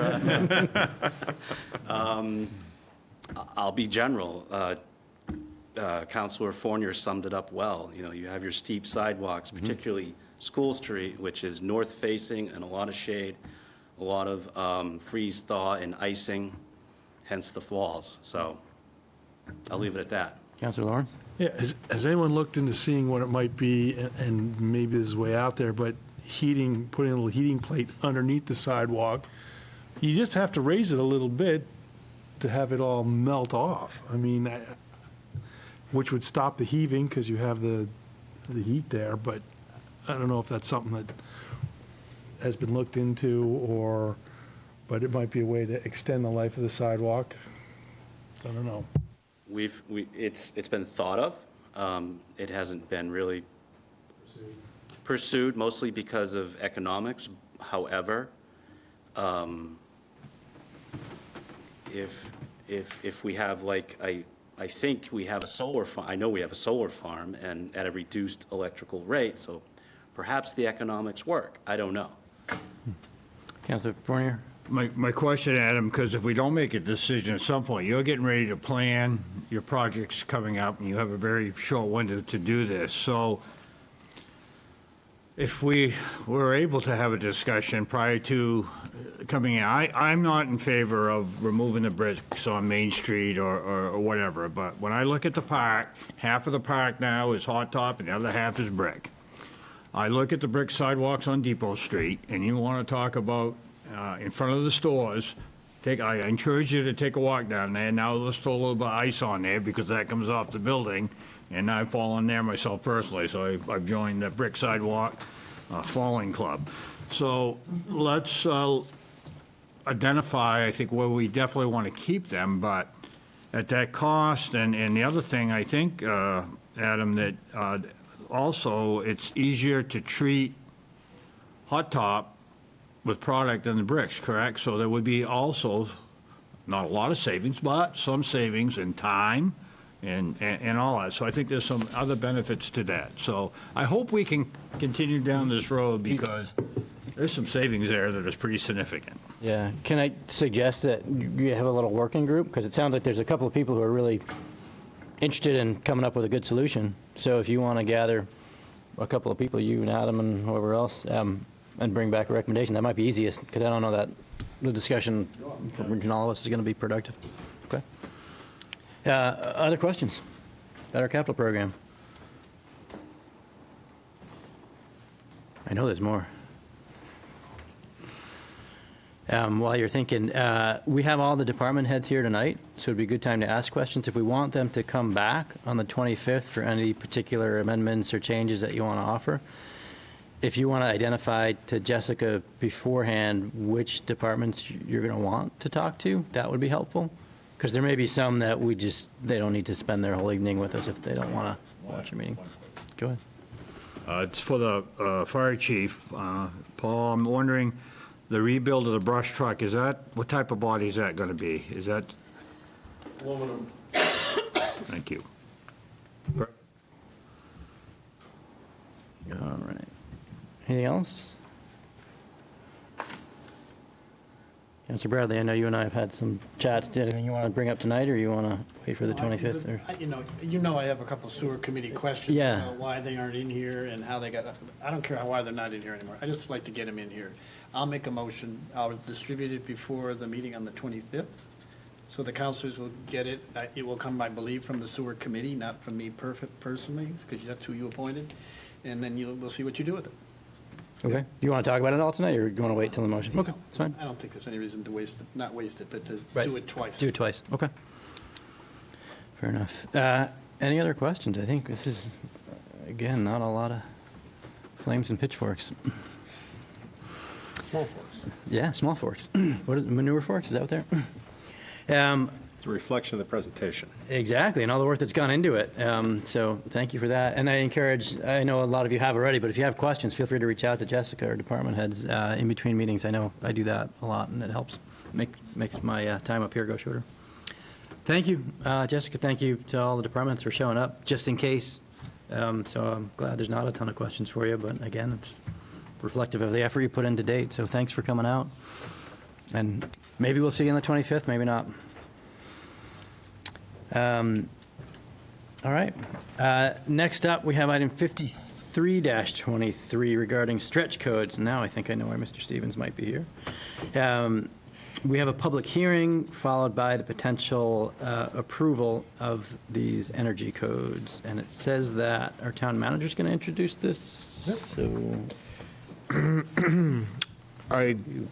Yeah, I'm glad to. We've talked about this quite a bit. I do want to give a little bit of an update procedure-wise that your soon-to-be town manager brought up a very good point of concern 2 weeks ago, maybe, week and a half ago on this, and that we may also need to amend the, building code ordinance to include the very nearly identical provisions as what are going to be in here in the admin code. It's kind of addressed in 2 points. I know that Mr. Stevens also pointed that out separately to me at the beginning, Caroline, at the beginning of this week. So we've heard that from people in the audience as well. So what I would propose, this is effective July 1, 2023, at least the motion, if it's supported and voted in by the council. There would be another amendment that would probably go along with this that we would want to do. If the council wants to move forward with this, there would be a companion to it that would come, that Caroline will put together with staff to bring in front of you. It wouldn't need to happen until July 1, just there would be the understanding that there would be another similar amendment to the building code ordinance saying the same exact thing so that both of the ordinances match up, if you choose to go forward with this. So it doesn't need to derail it tonight, but just more of a heads up. If you see it again in 2, 4 weeks, 8 weeks, you know why it's coming back in front of you in a different section. Do you need a public hearing for the second section? Yes, you'll need a public hearing for both. So we got to go through the process again to get it done. That's correct. So why do we do it tonight? Why don't we just wait for schedule the public hearing, get it done once, and then we'll do it, and it'll be done as early as we can get it. That is certainly an option. We were, I think, going with this so that there was as much lead time as possible. I think Whatever you wanna do. John's concern was that so builders had a heads up and that people kind of get out there in the press, but I think it's out there that you're considering it, so I don't see a problem either way. Pleasure of the council. We've got a public hearing scheduled for tonight and advertised as well, so we should do that. I'd say we should at least have a conversation, because if we decide not to, then we know we don't need to, and if we Exactly. decide to, then we know we need to, so. Yeah, I think staff would assume that if you vote yes, if the majority of the council votes yes tonight, then it would be the same vote Right. at the next one. So if it was a no vote, then obviously we wouldn't go forward with the next hearing, so. Because it's more important if you don't want this to kill it tonight. So we do have a public hearing to do, so unless there's objection, Council Lawrence, if you want to open the public hearing, we can get that going. Sure, a motion to open the public hearing. Second? Thank you, Councilor Daniele. All in favor? Aye. All right, that's everybody. So if there's anybody from the public who wants to come and talk to us about building energy codes, this is a great time to do it. 3 times tonight, it's okay? Yeah, you could set a record. 1 minute at a time. Usually 3 minutes over the 3 times. Same name, Bob Stevens. Thanking you on behalf of the hundreds of people who, starting about a year ago, joined in a petition to you to adopt the stretch code. And it's taken a while, but it's an important move to make to show the commitment of the town to do what it can do and take a leadership role. There's been enough information out about it. It's not going to catch anyone by surprise. It's going to come along anyway very soon, but why not do it now? And do what we can now. So we urge you to adopt it. And I did take the liberty of putting some information out in front of you tonight that recounted the advantages that this brings. And this was put together by Lance Fletcher, and I'll defer to him if I may. And thank you for your attention. And I'm available for any questions now or later. Thank you, Mr. Stevens. Lance? Yes. I guess you've seen this, you've heard our pitch last summer, which essentially is this. Could you just remind us who you are and where you're from? Oh, sure, Lance Fletcher, Porter's Landing. Thanks. 46 years next month. We, in one of the meetings last summer, we pointed out that the savings, the energy savings, about 10% by switching from 2015 to 2021. There are 3 different studies, and we've looked at them all, about what additional costs would be, and they would be 1% or less, in some cases a fraction of a percent in the construction cost. And you see the pros and you see the cons, and do you have questions? I want to thank you, Lance, because I had some questions, and it was a hard time until you got the numbers out here and this format. You convinced me, so thank you for doing that, and I appreciate it. Thank you. I only want to say one other thing. The Gulf of, I think you all probably know this, the Gulf of Maine is warming faster than any other ocean body in the world. And these aren't projections from somebody's computer model. These are measurements of temperature. And this is not going to stop that, but at least it's our taking a step in the right direction. Are there any questions? I do have one question, just based on the material that you handed out regarding addition. So if somebody wants to make an addition, an extension onto their home, if it's new construction for the addition, I assume that would need to meet the stretch codes. If they're renovating a bathroom, kitchen, L, would they need to do that renovation in accordance with the stretch codes? If they're That, frankly, I don't know. I don't think so. Within an existing building, in fact, in this building, if you were blowing that wall out to add something against the Historical Society's Right. recommendations, then this room would have to be addressed. But not the rest of the building. Not the rest of the building, no. Okay.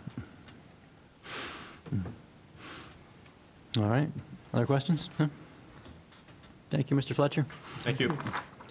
Can I say one thing that just in support of Darrell and the brick sidewalks? I sat on the last town visioning committee 40 years ago, and we had Sasaki up from Boston, and they recommended brick sidewalks. And I just want to go on record as saying, I said they were an affectation that would trip people. Foresight. Question is, does it feel good to be right about that or not? So, It's been a while. It's been 40 years. how many face plants? Anybody else from the public on Zoom or in the room? People on Zoom, but none looking to speak. No hands, okay. All right, so Councilor Lawrence, you want to close the public hearing? Sure, I motion to close the public hearing. Second. Thank you, Councilor Daniele. All in favor, closing the public hearing? Thank you. Unanimous. All right, council discussion on the new administrative code. Councilor Egan. I just want to point out that the code that is referenced here is the 2021 Energy Code for the Maine Uniform Building and Energy Code. So, again, it seems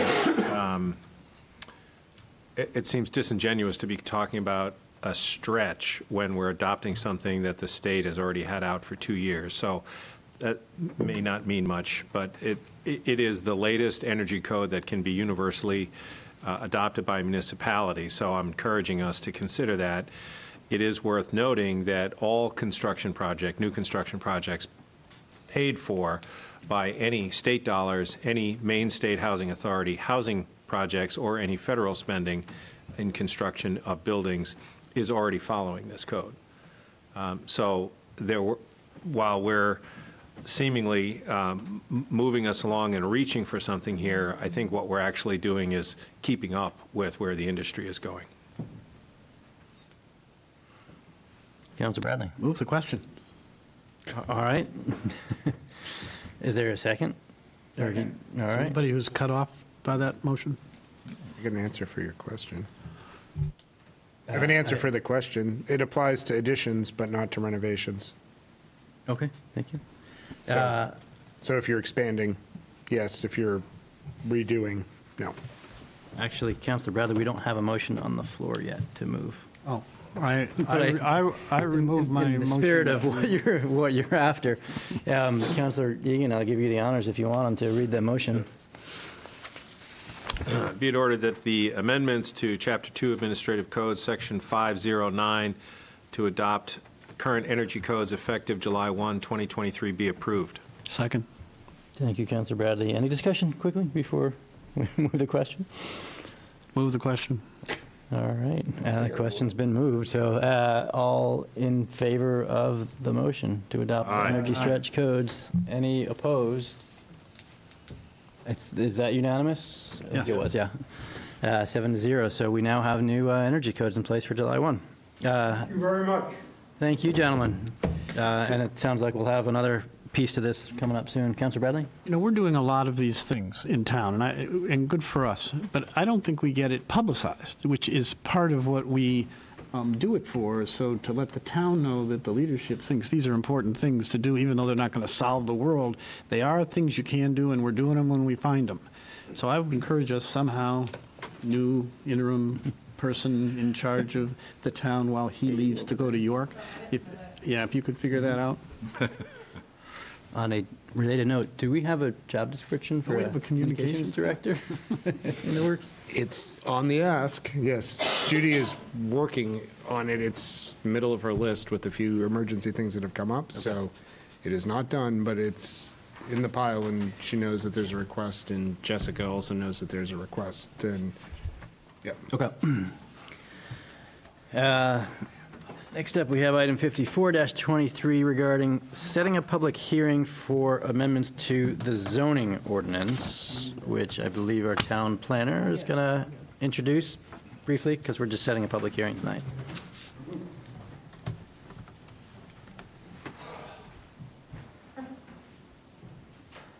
At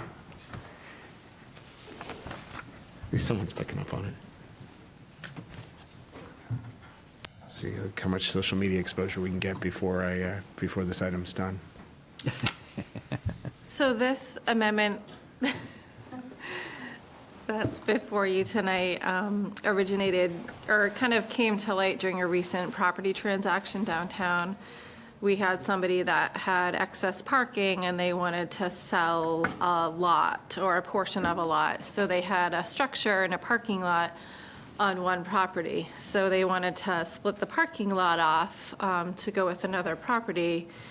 And when you read the ordinance, you'll realize that the standalone parking lot in downtown Freeport is currently not a permitted use unless it's serving a certain type of building, a certain area, which we don't have many of those. So as we've gone through the downtown visioning, we don't want to encourage more parking lots. We know that. And so there's a little bit of a gamble here because we are adding parking lots as a permitted use subject to site plan review.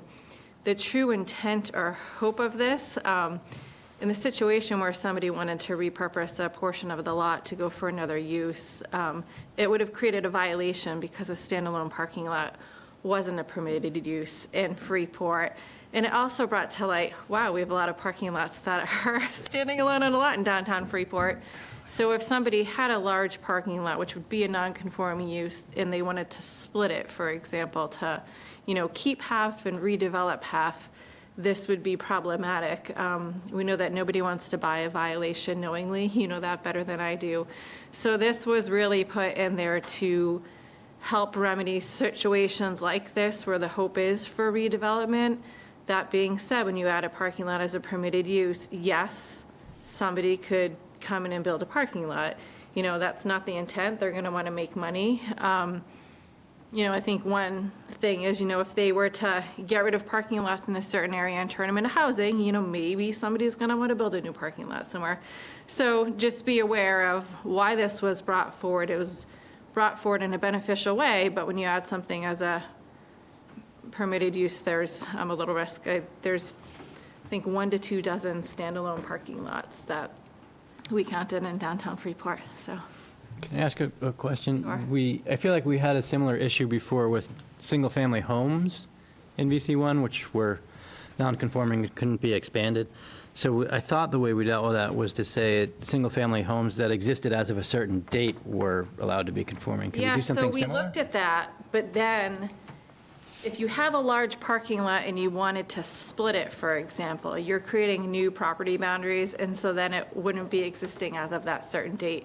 So that wouldn't really work in the cases for potential redevelopment of some of these larger lots or splitting them off, because for example, the one I gave you, the parking lot existed as of a certain date, but not as a standalone parking lot. So they wouldn't have been able to split it off on its own, because that was the first thing that came to mind, to be honest. No way to word it to say property, if it's used for parking. We had a weird provision in there that it could serve certain buildings in design review district, in a abutting zoning district, but I won't bore you with that scenario. And then the other thing that the planning board flagged in here is there was a little bit of cleanup regarding a setback. And so Cecilia will be here next meeting to walk you through the details of the changes. So there's no clean way to say parking that exists today is allowed to stay, but Yeah, we can't looked at knock down a some- building and make it Not if you want to open it up for potential redevelopment or people that want to split off. That wouldn't help. Like if we want to split off our parking lot here, that wouldn't help us. Councilor Bradley? Could you remind me how these parking lots got legal? The ones that won't be You're legal? going to make me like duck down and hide under this, Ed. Just simply, I guess I can't connect the two thoughts. We have a lot of parking lots that don't meet today's standards. I don't know how they got here.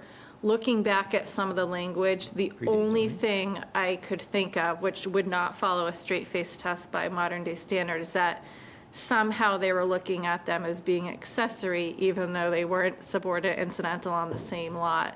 When you look at some of the paper trail, but that's really the only conclusion we can make.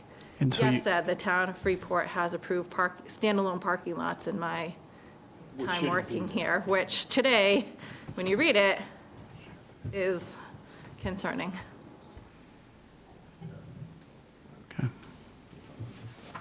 So we're not doing anything tonight. well, when we do this, we correct all those Right, we deficiencies don't from have the all these past. nonconformities everywhere, correct, exactly. Any objection to setting a public hearing? We can obviously have more discussion at that meeting. All right, Councilor Daniele, would you want to do the honors on this one? Be it ordered that a public hearing be set for April 25th, 2023 at the Town Council meeting starting at 6 p.m. at Town Hall, 30 Main Street, to discuss proposed amendments to Section 413, Village Commercial 1, VC1, Section 414, Village Commercial 2, VC2, and Section 514, Off-Street Parking and Loading of the Freeport zoning ordinance. Second. Thank you, Councilor Lawrence. Any other discussion?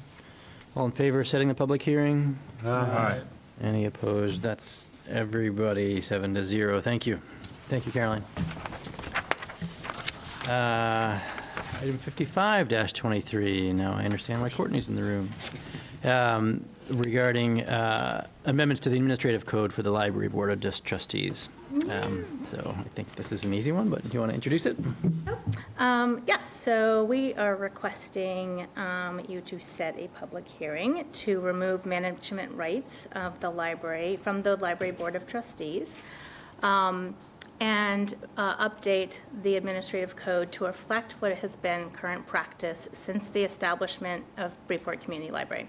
So I'm going to give you a very brief history, and that we were B.H. Bartow, sorry, my librarian finger is still going. B.H. Bartow Library Association, which was private, okay? And when Freeport Community Library was established in 1997, became a town department. So all fiduciary responsibility went to the town. The language just wasn't updated in the administrative or personal code to reflect that. So there is older language that indicates we have a board of directors, which means something different than a board of trustees. In 2009, you'll see the documentation that I submitted shows that that board reviewed their purpose and affirmed that they are advisory. And then in October of this past year, as well as just tonight, I just came from a library board meeting. I affirmed that they are in support of us officially removing their management rights, and they would much rather that I and the town manager run the library. So we are requesting that we do that. That's it in a nutshell. It's important for these documents to reflect what we're doing. Great to have that explanation. Thank you. Yeah. You're welcome. Pretty Any clear nutshell. questions? Thank you. Any questions for our library director? Councilor Pillsbury. How'd this come up? I mean, how'd you discover this? No, you got this. We went over this. Go ahead, you got it. That was hours ago. You've got it. So it came up initially in looking at the personnel code, which you'll get at a later date. And truthfully, I was aware that there were portions of the administrative code that had some of that language. It just sort of dropped on the list of priorities to take care of until Peter and I were discussing things to wrap up, and then it came back to light. You can blame Peter, he's on his way out. It's his fault. Yes, totally that guy's Totally fault. his fault, yeah. So we did identify the admin code, the personnel code is going to come in front of you. There's some comprehensive changes to the personnel code probably within the next month or two that you'll see from Jessica, Judy, and the town attorney coming to you. And this will also, if the council's in favor of this motion tonight, the change to the personnel code will be taken care of separately. You won't need to discuss it then. But this had come up a couple years back. It was actually the admin code problem was found when we were appointing the last library director. And I'm like, hey, it doesn't say that the town council and I are the appointing authority. It's got some weird management rights. And we went through it. And at the time, it was when Beth was the library director and we were appointing Arlene. They have a standard, written policy that basically the library board had given overall management rights to the town. This takes care of all of it. Courtney and I got to talking about it more recently than 5 years ago, and we felt that there's still might be issues if, like, there was ever a personnel decision that was challenged, for example. So it's great that they have a policy that they don't follow it, but if the town ordinance says that you're supposed to do that, and, you know, let's say we ever had to take personnel, we don't. The library employees are great, and you're never going to have to take personnel action against a library employee. But if you ever did and someone wanted to challenge it, it would be, somebody could point it and be like, hey, you didn't terminate, the library board of trustees didn't terminate me, the town manager did. Who the heck is that? That's not in the code. Even though they have a policy saying they don't do the management, we want to clean it up and make sure it mirrors the actual practice so you don't get hung up in the future. All good. So remember that discussion when we meet again on the 25th. All right. Councillor Bradley, would you like to read the motion to set the public hearing? Be it ordered that a public hearing be set for April 25th, 2023, at Town Council meeting starting at 6 p.m. at Town Hall, 30 Main Street, to discuss amendments to Chapter 2 Administrative Code, Section 608, Community Library Board of Directors to remove management rights of the Library Board of Trustees. Second. Thank you, Councillor Lawrence. Any other discussion? Councillor Fournier? Why do we have to have a public hearing, and why couldn't this be done administratively? I can try and take that one and practice for when you're gone. I think because we're changing an ordinance. Oh, because it's an ordinance. It's an ordinance. Thank you, okay. Yeah, all those written policies that the library board didn't need to do this because they don't have the effective law. This one does. That's why you want to change this, because somebody could say, hey, the thing that has the effective law doesn't match up with what you're currently doing, what the library board of trustees is currently doing, and what Courtney and I are doing, so. Other discussion? All in favor of setting the public hearing? Aye. I think that's everybody once again. Thank you. Thank you, Courtney. Item 56-23 is regarding accepting the assessor's annual affordable housing TIF report. You want to introduce this one? Yeah, this is a simple one. We did have some discussion on this last year. This is for several, it's all Freeport Housing Trust property, essentially. The question last year that we did follow up after the council discussion was if Freeport Housing Trust certifies the same numbers, and Matt Peters, the executive director for Freeport Housing Trust, there we go, has to certify the same numbers to DHHS, I believe, in another separate report.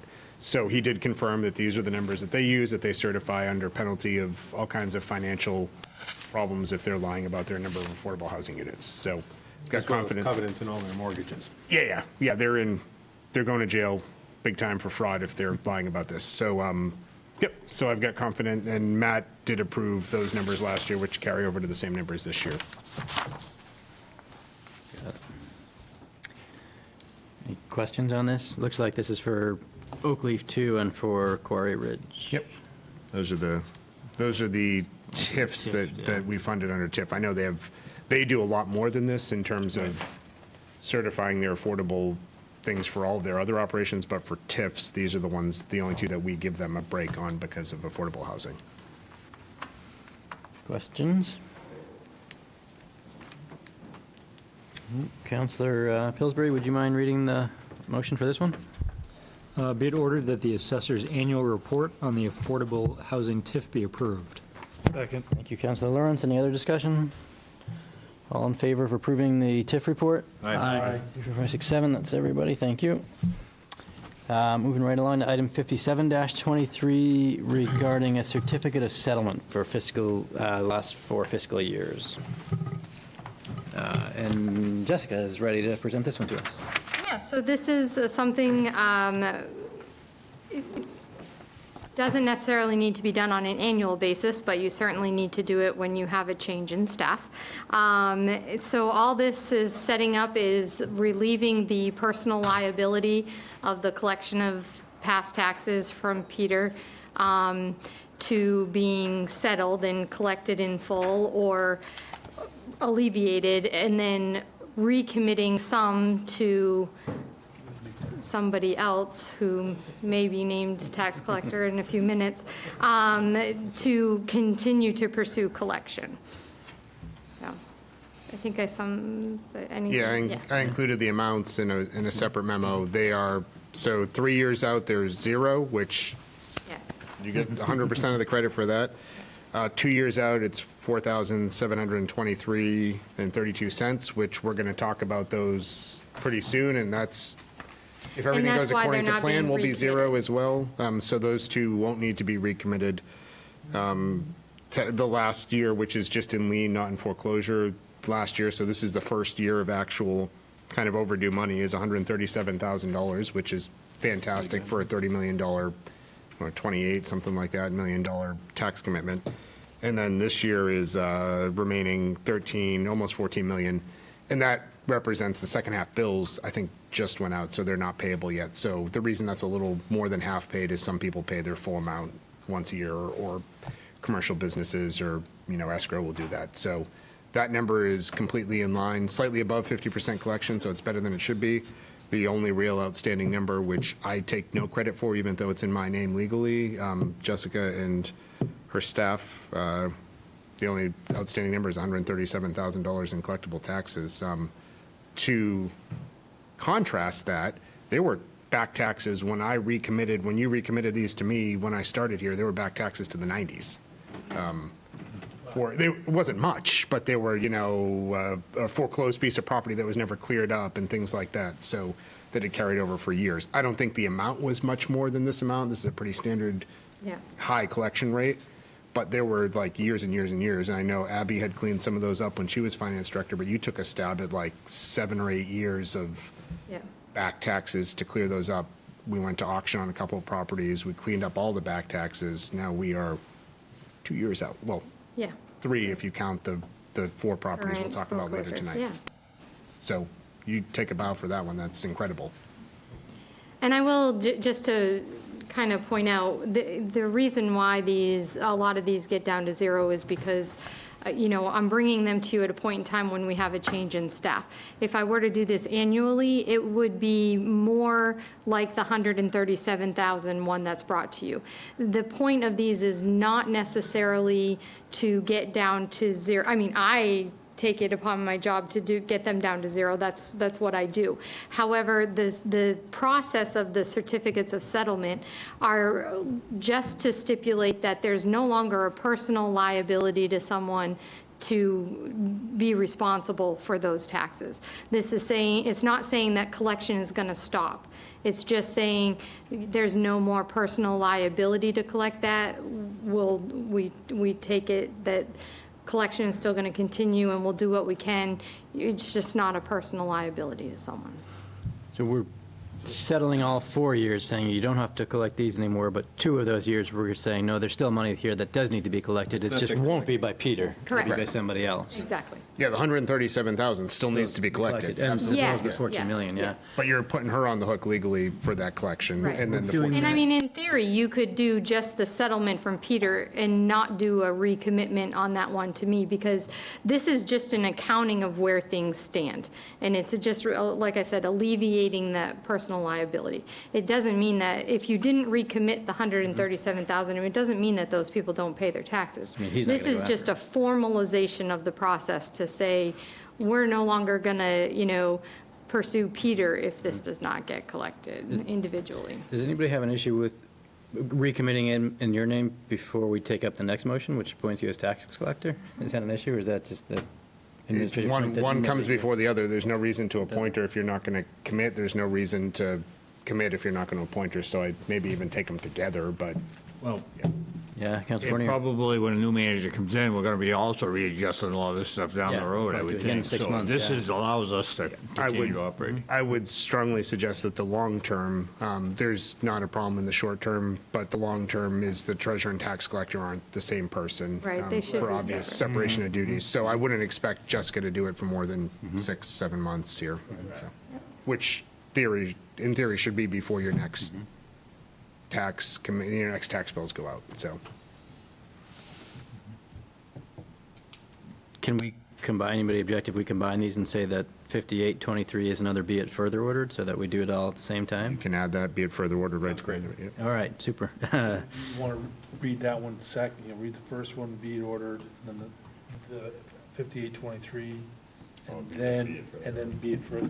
So be it ordered, be it further ordered, be it further ordered. Right. As one giant Yep. motion, yeah. But Yeah, read it out. appointing her should be before the second one in that. Oh, then in terms of which order those three go, do you want to take a stab at reading those? Sure. Since you offered. Okay. You ready? Ready. Be it ordered that the certificates of settlement for fiscal years 2020, 2021, 2022, and 2023 be approved.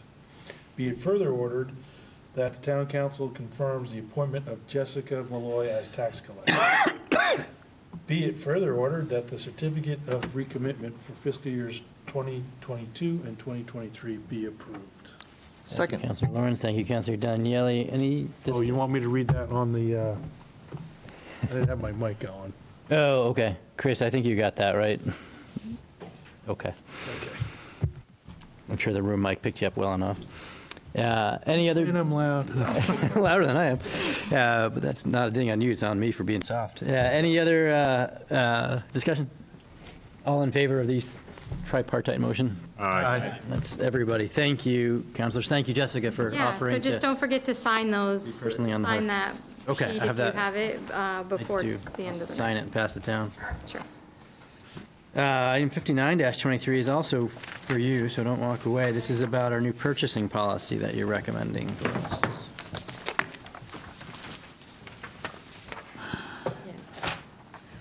I don't have that.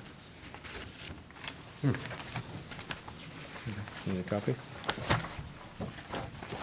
Do you want me to just jump right in with this? or Yes, do you want- please. Okay. No, the So before you is a recommended purchasing policy.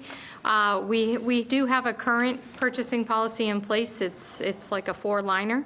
And so with the ARPA funding and reporting that we have to do for the Treasury, one of the things that we need to make sure we have is a more formalized and robust policy that kind of covers a little bit more ground.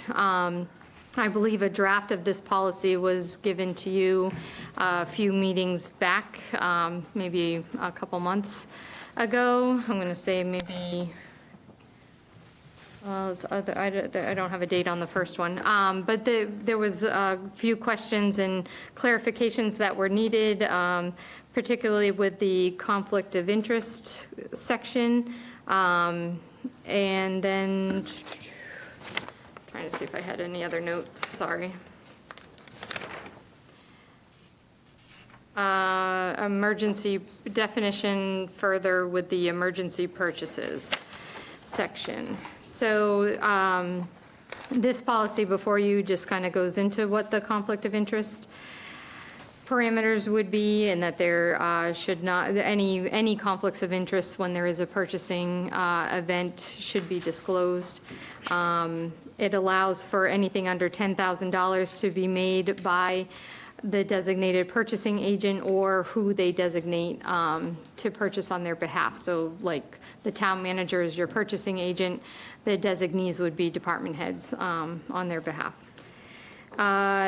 Anything between $10,000 and $25,000, we would go out and request quotes. So we would do verbal quotes for service or goods. And then anything over $25,000 would do the competitive bid process. And this is just really to get things in line with where pricing currently is. So we're not having to go to an RFP process for something, right around $10,000, because that's almost everything nowadays. And then it leaves in there, again, according to the charter, anything over 100,000 is approved, by ordinance. Anything over 100,000 gets approved by ordinance of the town council, so that remains. The biggest difference other than the change of those levels of authority, the expansion comes from the best practices with this ARPA reporting and Treasury OMB guidance that's needed in regards to the awards and talking about the federal procurement and award requirements. So that section was never really addressed in our old policy, so that's kind of where the next largest change to our current practice is. Councilor Bradley. Yeah, I have to admit to being a little bit confused by the different categories. So I get it, if it's under 10, the purchasing agent can do it. If it's over 100, the town council does it by ordinance. In between, it says you go out to bid, but it doesn't say who makes the decision. And sometimes, at least I don't see that it does, and sometimes when you go out to bid, there are discretionary issues. It isn't always just about the lowest bid. It could be about something else. So somebody's got to exercise discretion. Who is it? Under between 10 and 25,000 with the quotes, it stipulates that purchases may be made by the purchasing agent. Between 25 and 100, who does it? I'm sorry? Between 25 and 100, who does it? Between 25 and 100, it is also the purchasing agent. Where does it say that? On page 2, or 3, so, 2, yeah. Doesn't say, well, I don't see where it says it shall be done by the purchasing agent. Maybe that's what it Oh, means. I'm sorry. That talks about the process that the Right. purchasing agent will be. Under the awards, recommendation for awards of purchases over 10,000 by department heads shall be submitted to the purchasing agent. Let's see. Awards following the competitive, B under awards, awards following the competitive bid or proposal shall be made by the purchasing agent or their designee to the most qualified bidder, price, quality, and service considered. Thanks. So if it's outside of that, or if it's over $100,000, it's coming to I got the over, I got the under, I just didn't see the note. Councilor Forney, did you have a question before? do. Your first page requires 3 bids, which is great, but my other question on the federal procurement, it just says competitive quotes. Should we also have 3 quotes, so we have a standard that department heads, and there's no, I'm sorry, say that one more time? for purchases that we do 3 quotes, and I'm very much in favor of that. Under the federal procurements on page 3, it says for purchases exceeding $2,000, competitive quotes must be obtained. I'm wondering if we should say 3 competitive quotes should be obtained, so we have a standard of what we're getting quotes on. That's what I was wondering. We could certainly do that. That language is directed from, Federals. yeah, the federal, and I'm drawing a blank on. I just don't want to end up. But I have no problem adding in a 3 competitive quotes. Councilor Pillsbury? This is just a question. Do you know, so sealed bid process, we have to accept it by hand or by mail, right? I mean, is there an electronic way to do that? Are we missing out on, getting bids from other qualified vendors that maybe not directly in our region? I mean, I don't know if there's a solution to it, but it just seems to be a limiting factor. You make a good point. I don't know that there's, I'm trying to remember, we just had this discussion. Yeah, I asked the same question, Yep. and everybody on staff was like, yeah, well, how do you do it sealed? I'm like, oh, yeah. Right, and that's what I was trying to get to is. For the recruitment, the manager recruitment RFP, we wrote it all up. We were doing a group edit, Google Docs edit, or OneDrive edit, and Jessica put that in, shall be sealed by hand only, no email. I'm like, why aren't we taking it by email? Well, how do you do it by sealed?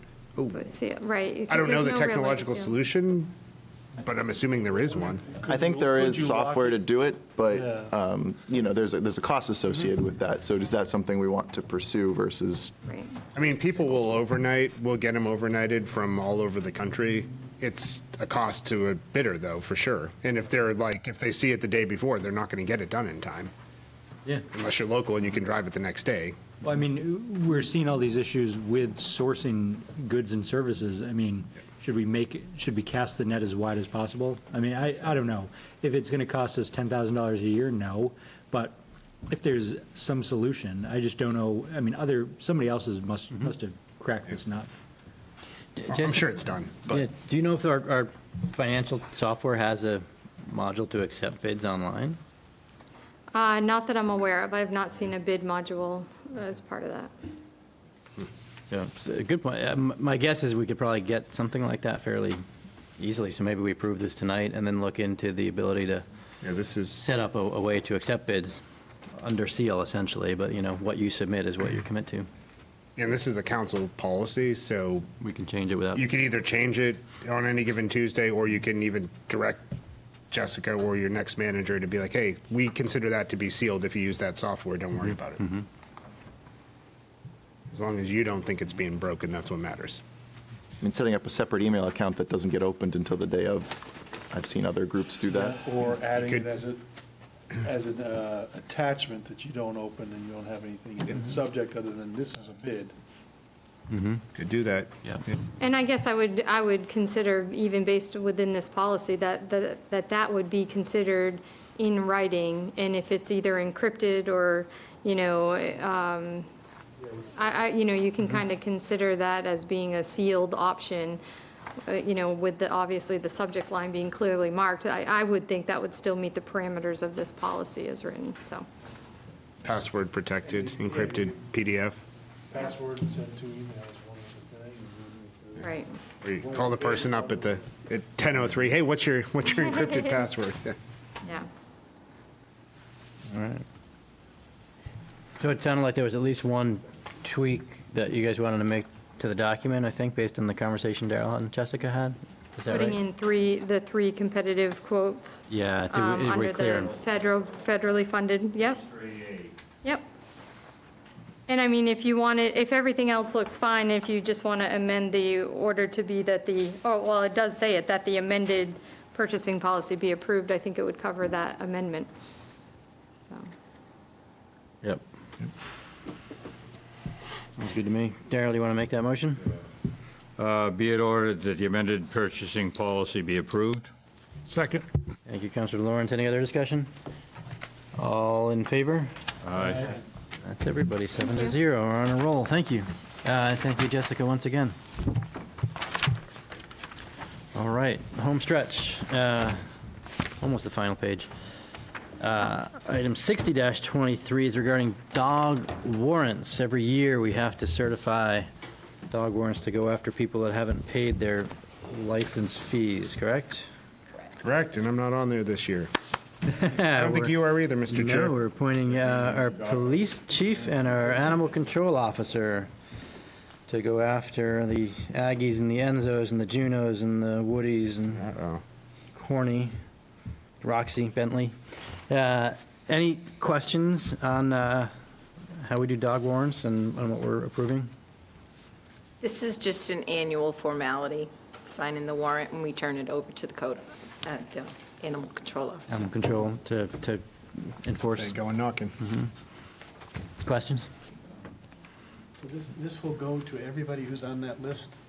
So what will happen, Counselor, is we'll turn this over to the animal control officer, and she's going to reach out first with phone calls and stuff, and then, yeah. Get a ticket. It works. This piece works. We'll clean up the list.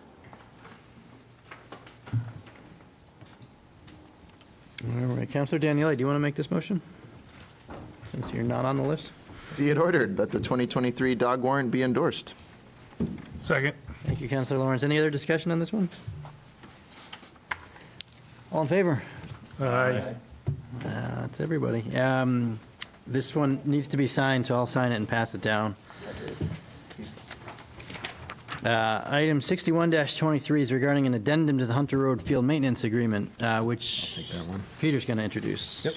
So the Hunter Road Fields Maintenance Contract, we contract with RSU 5. I'm trying to find it right here. We contract with RSU number 5. They do the actual field maintenance work at Hunter Road Fields facility. That doesn't involve some of the site work, but it's the majority of the keeping the turf healthy, doing the lining, picking up the fields, things like that. So this is the bulk of what the Little Leagues, the soccer clubs, and all that need to be done to make the fields usable and to keep that investment for the long term that the fields are in good condition. So Jessica pointed out to me a month ago, maybe a little bit less than that this is coming up for renewal on July 1, and you did it during the budget process, reached out to the RSU to say, hey, we're going to continue with this, right? We've done it for at least 10 years now.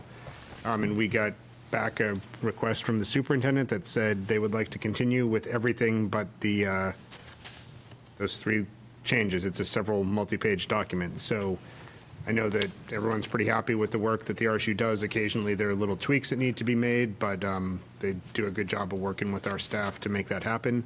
I think the proposed increase from the schools is well within a good deal.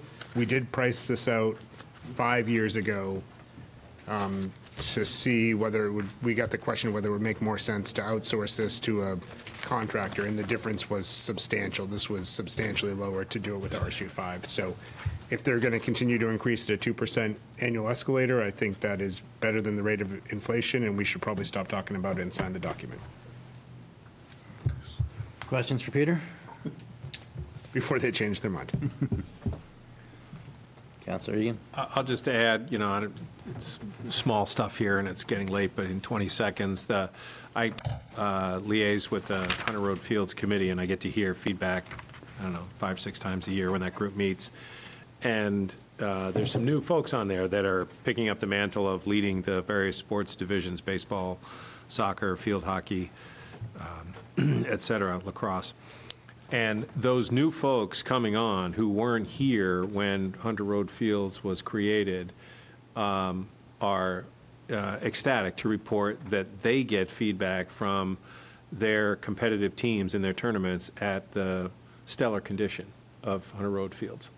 So we have a gem of a athletic facility there, and I think this contract that we have with the RSU for maintenance seems to be working really well. There's a lot of good feedback on the quality of the turf, the way it's run. We're going to get a couple of trash cans out there so we can collect trash.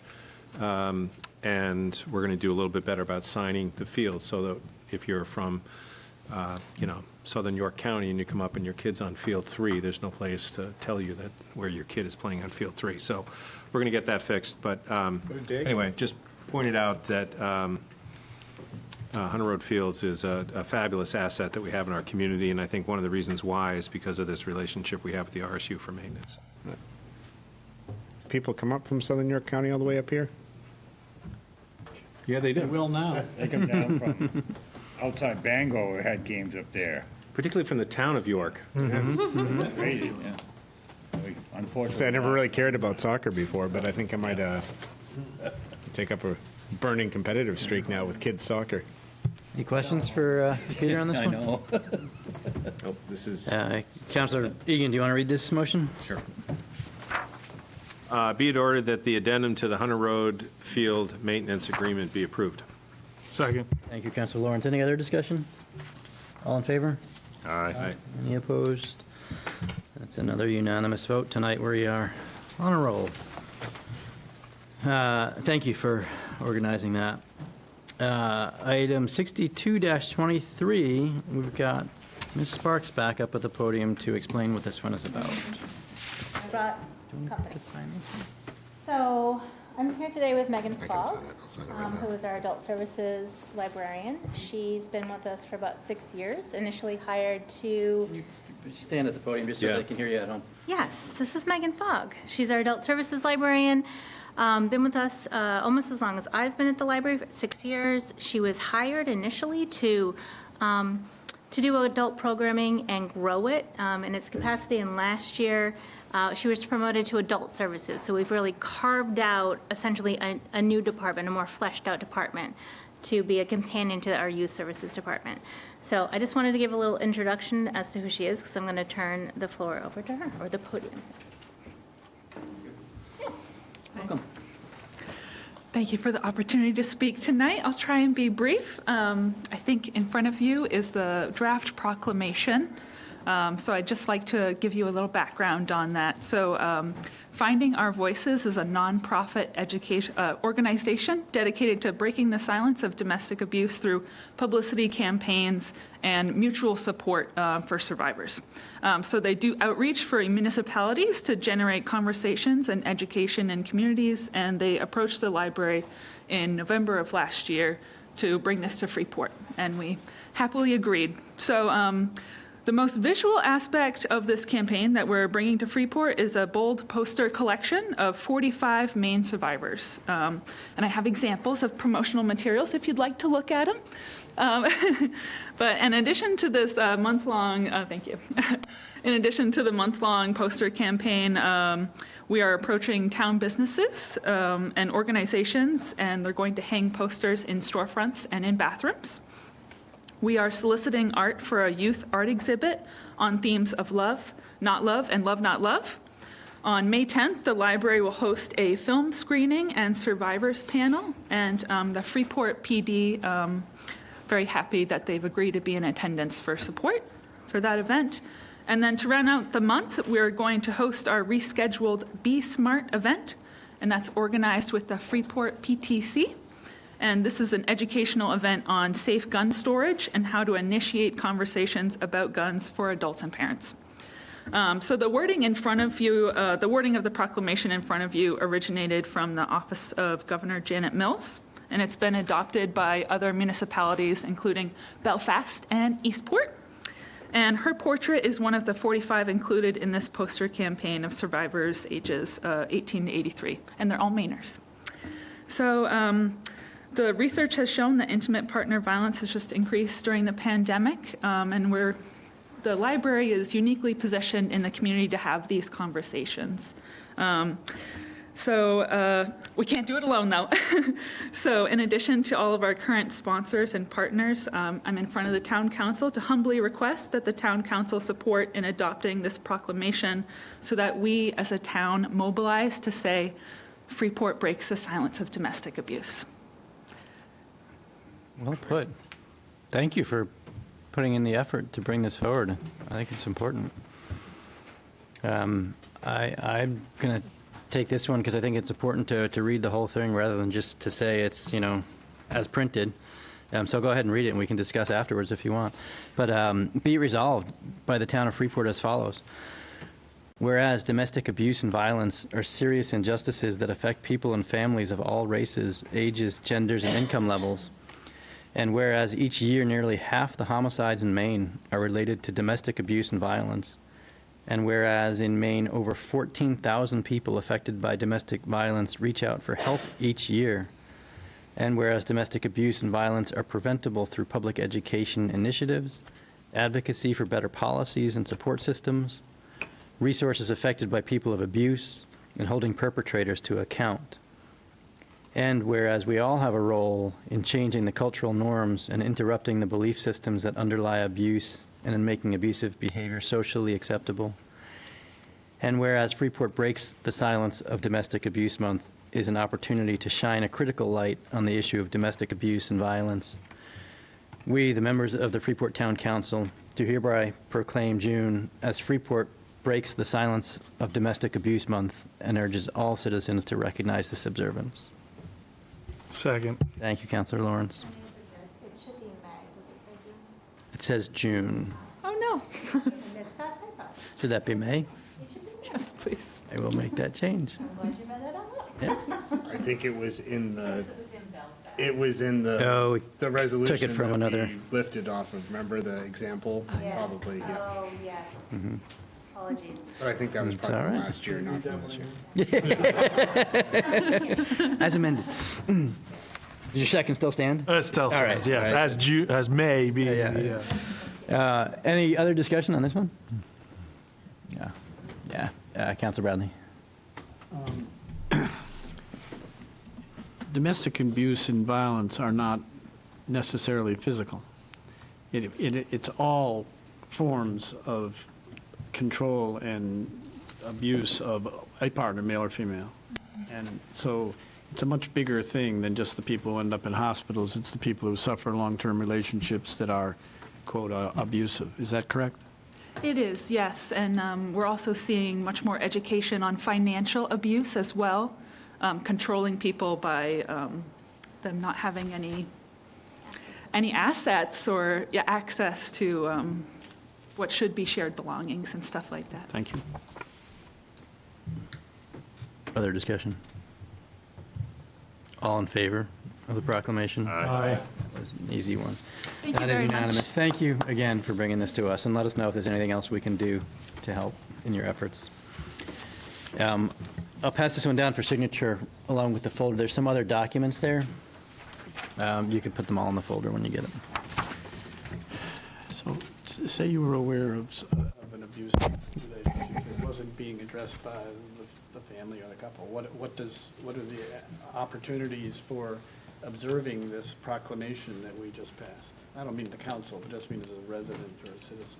As a resident or citizen, you're not asking me as a librarian. No, I'm just Okay. curious to know what Yeah. do we do? What's the follow-on Yeah. from this urging us to step up? It's a great question. I think encouraging initiatives like this to get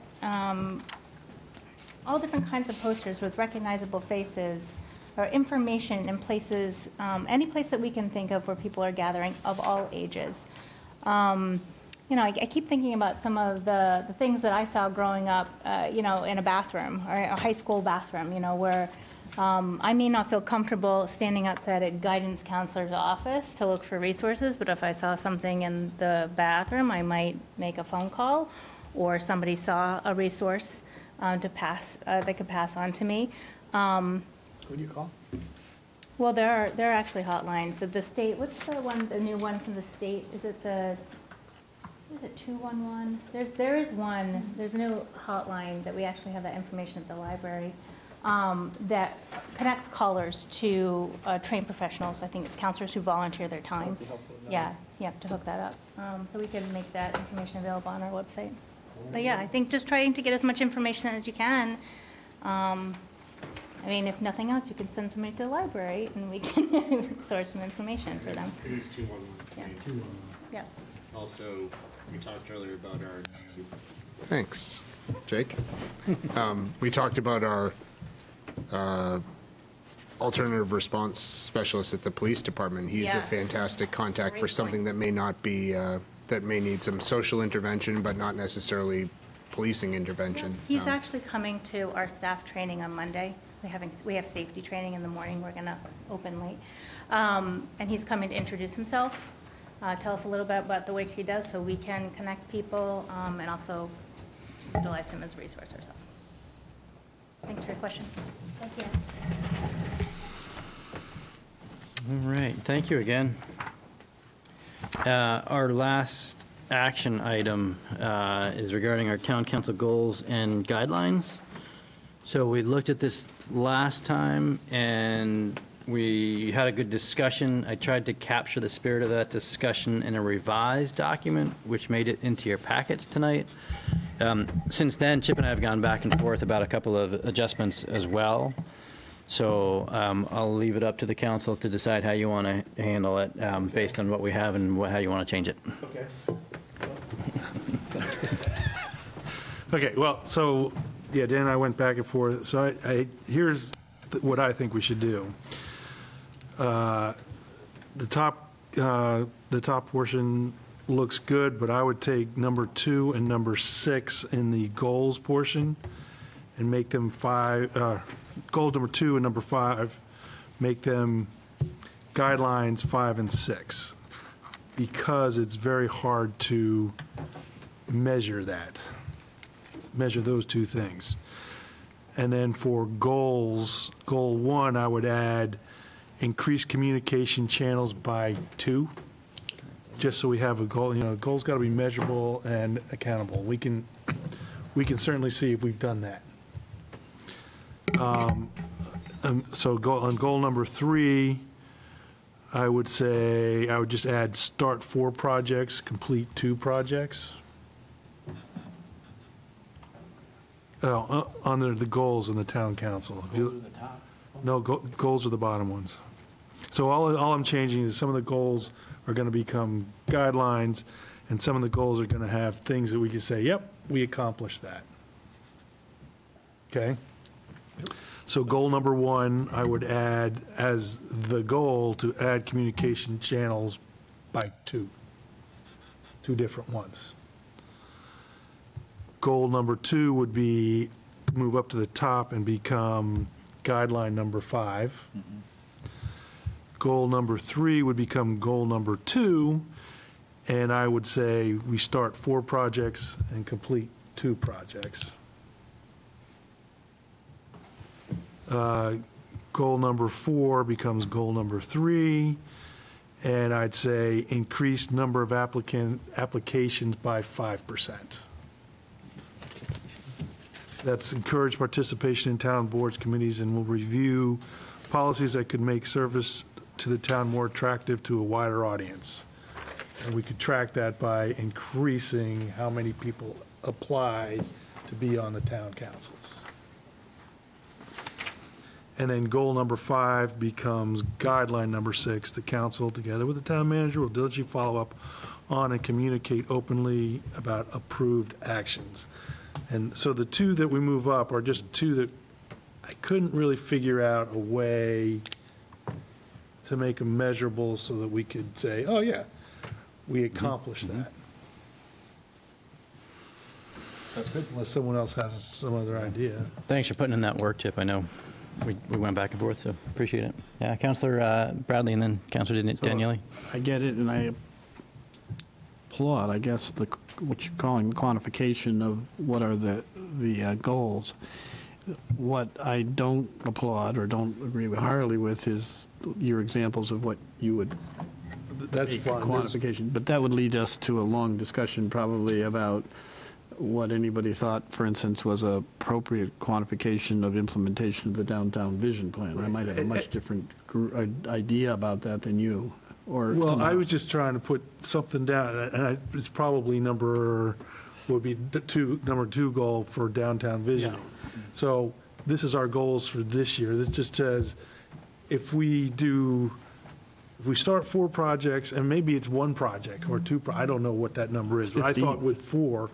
Yeah, but it's for this year, because the downtown visioning is not a 1-year thing. So next year, we say, oh, well, we completed 2, we started 10. It doesn't matter. But for us to say, hey, we've accomplished something, because I don't know what the costs are for all of that. I understand. That's my point. So 4 becomes, 4, if you look at the list, I'm sure we can get 4 projects at least started, and I know we can complete 2 of them. I'm absolutely sure you're right about that, and I would be very disappointed if we felt. So would I. That's what we did. So if it's just to throw something at the wall so we can look at it in a year and say we got that far, oh, good for us, then I worry that may lead to some kind of complacency, in that what we ought to be doing is setting I guess that's my point. I don't know how to say it. I think we ought to be shooting for something higher than just something we know we can get done. Okay. And then, so the downtown vision plan, I'd have my ideas, somebody else would have theirs. It might be related to money, it might be related to grants, it might be, we'd have this. What's your number? Mine's, how many charters are there? There's 15 of them. I would say 15, make it 2/3 of the charters are adopted and implemented. And then somebody will say, well, that's too much. Where are you going to get the money to do all that? And then we'd have the discussion about what are we doing with the revision plan? And we go back to the budget and everything else. That's my question. I don't mean to say I'm right. I'm just saying that's the concern. Well, I thought about that. I said, oh, yeah, well, maybe 2/3, but I felt 4 was, looking at all those things, getting 4 started, and it doesn't prevent us from starting 12. It just says. We'd be doing good if we got 4 going. Yeah, I think we'd be that's good. Wrong. Because we've already got 6 going, and so it's. Well, do we have 6 going? Sure. I started a bunch, yeah. I don't know how many we can complete by the end of the year, Well, that's but why we I can had start. 2 complete. Yeah, I think that's fair. So how many do we yeah. have started? And let's add on to that. I didn't. I mean, I went through it. I don't know what exactly we have started because we're still trying to figure out how we're paying for all these things. I'd say at least 10 or so. I agree. We have 10, so. At least, yeah. And maybe more in a short period of time. Well, that was for this year, so for next year, we want to, so we have 10 started. Okay, so 4 doesn't sound so bad to start another 4 on top of the 10. I mean, this is going forward for this year, right? Well, I was thinking for the whole of 2023, but. Okay, but we started how many in 2022? Yeah, well. Yeah, I don't know. 4 additional, how about 4 additional? Yeah, that's all I'm saying. I mean, it's for the year. It's for the year. So if we already have 5 started, I'm not going to put 9 there because we already have 5 started. if we get 2 of those 5 completed, that comes down to the complete, so maybe the complete number needs to change. But 4 additional to what we already have, I mean, I don't care. You want to put. Right. Yeah, I'd rather shoot high and lose than shoot low and feel comfortable that we did less than we should have. It's just better than having nothing there. That might be right. Councilor Pillsbury? So I agree that goals should have actionable items to them that you can measure. I feel like, I worry that we're debating the easy one, right?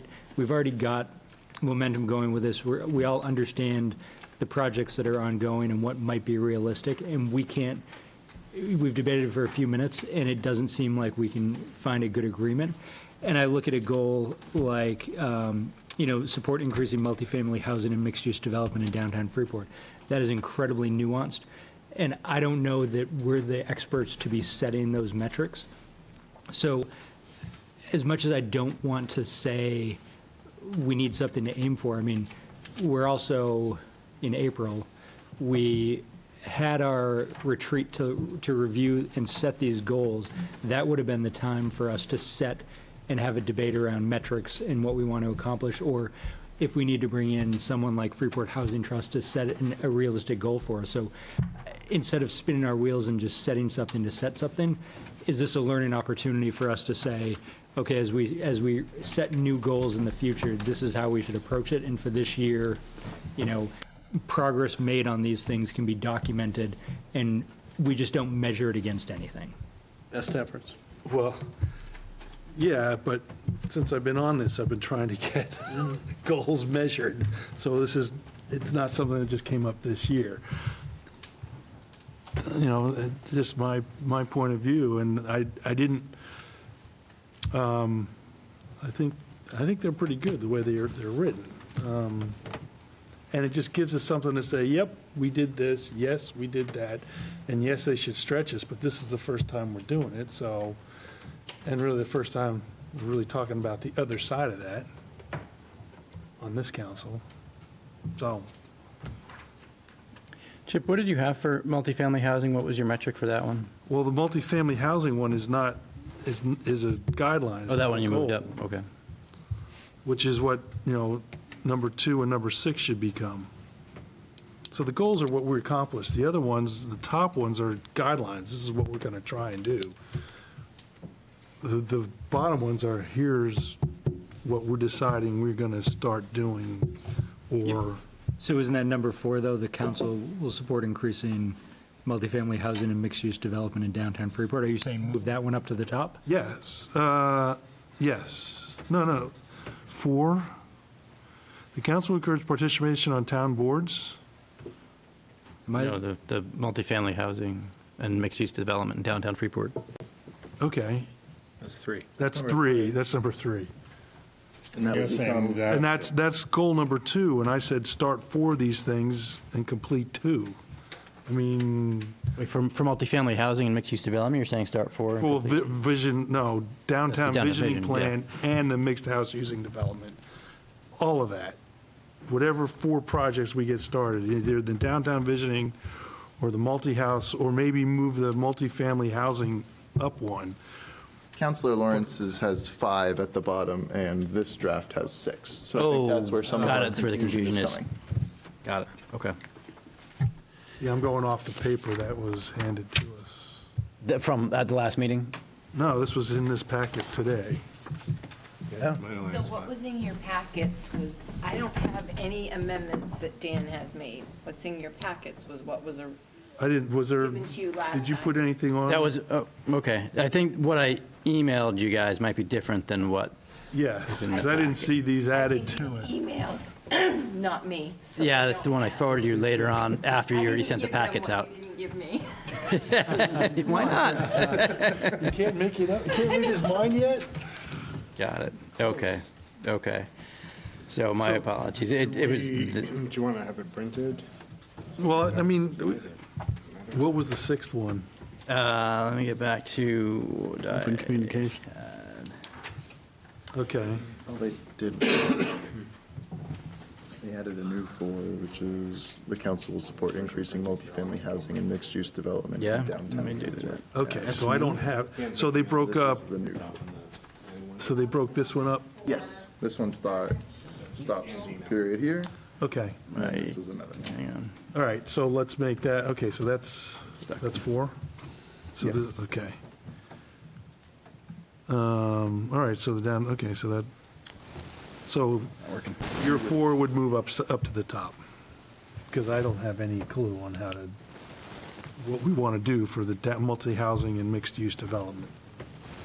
Yeah, I mean, that's the point, like, for that one, I would be challenged to know, like, do we set, Right. we start development on X number of units, or we, I mean, I just wouldn't even know, I wouldn't be qualified to make that. Right, so that becomes a guideline. Well, I think On it's the still, top. I think it still should be an actionable goal. I just wouldn't know where to set the bar.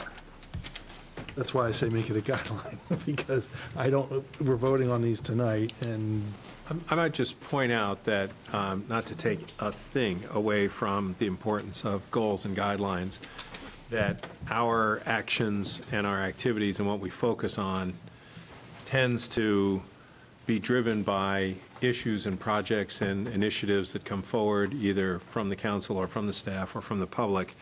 And this is on the wall to give us a sense of what we said at one point was important. But I can't recall when we actually pulled this out at a particular decision point in any discussions during a year as a council and said, well, we said we were going to do 3 and now we're doing 5. So are we exceeding the goal? Is everybody okay? Or we said we were going to do 5 and this is only the 3rd one and it's a week before the end of the year. What are we going to do? I don't recall us being handcuffed by the minutia here. I think it's laying out a roadmap for where we want to go. And I think, I guess I echo Chip's efforts to quantify those things that we can quantify and that we are moving in that direction, but it's not, yeah, it's not the an handcuff, exact it's- recipe. Right. It's not exact, that's a beautiful point. It's not an exact recipe, but it gives us something to say, hey, at the end of the year, did we do these? Did we get it? Because we haven't had that part of it. So there was no reason to go back and look and say, did we do this? And it would probably define the summit or the workshop we have for next year. That would be a good starting spot. Could be starting spot. I'm okay with it. So do we have a clean version to work from? Carolyn, I think, is printing out the version that had our changes from last time, which is the version that I emailed you. And Okay. then maybe if you could I'll just clean it tweak up, that yeah. one, and then we can send that one around. And maybe we can have our other business discussion while we do, oh, no, even faster. 5 at the bottom. It's 5 at the bottom, No, not that's 6. the- Should have 6. That's the. But it's okay, because. I've worked it here. Yeah, that's You want to use mine as a clean one to? my computer. Yes, please. The 6 on the bottom is the right one. So it's up. Okay. The one on the website apparently is the right one. All right. While we're doing that, do you guys want to deal with other business and come back to goals? Yes. Yeah. Because I think Jessica's here and she can walk us through that, and I think that's relatively easy. In the meantime, we'll get these distributed and Chip can mark them up.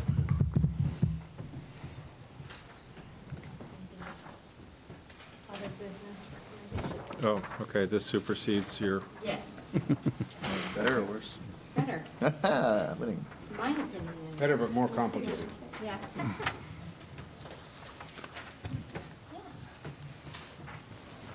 Oh, sorry. Thanks for making the font bigger, too. Yeah, that's the right one. All right, so we have some tax-acquired discussion to have. So as I state, the automatic foreclosure date for the 2021 taxes was January 26th of 2023, which is 18 months after the recording of the lien, which happened on July 26th of 2021. And as of March 27th, there were 4 parcels that remained unpaid. I met with the Municipal Facility Committee, and we discussed these 4 parcels. My recommendation before you is in part based off of discussion with the committee, but I have changed it some since our meeting as a municipal facility committee, because we did have a couple homeowners come in since that meeting, so this reflects my discussion with the homeowners, or at this point, I should say, the parties in possession. So just to take you through these 4 parcels, the first one is 22 Prout Road. It is a primary residence, and they met with me to talk about a payment arrangement after the point of foreclosure. And I'm asking for council to allow management to work with the homeowner on this payment arrangement and allow it to remain in effect, as well as authorizing the treasurer to file a mortgage release deed with the registry upon full payment to formally discharge and release that property back to the parties in possession. So essentially the reason we need to do it this way is because the state of Maine recognizes an automatic foreclosure process. So once a property goes to lien, if the taxes remain unpaid, 18 months after, it automatically forecloses to the town. There's no paperwork we have to file, it just automatically happens. So our tax acquired policy stipulates that after that becomes the property of the town, we notify the homeowner, and they have 30 days to, from that foreclosure date, to meet with me and try to work something out. And then that's when we meet with municipal facilities and then come before council, which is why it takes until, the April timeframe to come back and see you. Because this part of the process happens after the point of foreclosure, I need council authorization to be able to sign that mortgage release deed back to the property owner. Or again, I'm sorry, to the party that's now in possession. So that's the first parcel. I guess I'll pause in between each one. Are there any questions on this or concerns with that recommendation? So we own it, and you want to give it back to them because they're going to pay it off in full by that date? Yes, they have, there were some extenuating circumstances, and historically, the wishes of council has been just to accept taxes. And we are not typically in this situation with primary residences. It's kind of what Peter alluded to earlier. I think that's how we got an extended list back when he first came on and taxes were recommitted to him. There were properties on there that were primary residences, and historically, councils have not desired to kick people out of their home. But at the same time, now we're at a point where we can actively work with these residents to get caught back up, and they have a very aggressive payment plan. Actually, it was like I said, some extenuating circumstances, and assuming council authorizes it on this property, we should have payment within, I'll be conservative and say within 14 days this should be paid off, up to 2023. So they're not even just paying 2021, they're going to pay all 3 years, assuming council agrees to this. Councilor Fournier. So Matt and I was with the municipal facilities, and we specifically asked Jessica to reach out to, we felt we were not in the business of kicking people out of their homes and taking their property. I think that's a policy we all should agree to here and not have that policy. And I want to, thank on all of the property we're discussing tonight. I think we've come up with a great resolution to accomplish that, and I want to thank Jessica for making that happen. So, in going through there, I think what was asked of you from the Municipal Facilities Committee was accomplished, and I think we should move this and pass the memo as it's written. Thank you. Councilor Bradley? Well, I have no problem with, it sounds like a great resolution, and I agree with the don't kick anybody out. That's not the point. But I also don't think you can give money endlessly to people who aren't going to pay. So first one I can understand, that's a great result. Second one, I didn't see any date of payment paid by date before you issued the mortgage release. Yeah, so that was a last-minute change. That was, my recommendation is to work with the homeowner. They have left a deposit with me on hold that will clear this foreclosure, and we do have a plan in place. This is in regards to 4 Beano's Way. So I do have a deposit on hold pending your authorization tonight. And there's a plan for the remaining amount to be paid, I'll say conservatively within 60 days, as well as they are going to be working with a financial institution to set up automatic bill pay to get the 2023 and future taxes set up so that this situation doesn't happen with them again. And you will wait till all those things are done before you No, they will, as soon as 2021 funds are received, that mortgage release deed will go back because that's the only one that is under foreclosure. But in each of these, we do have a plan to collect and prevent this from happening for future years on these parcels. So it's not, I don't tend to worry just about 2021 or whatever the foreclosure year is. I try to get them to establish a plan to get them current and keep them current. And at least on these two, that is a definite, outcome.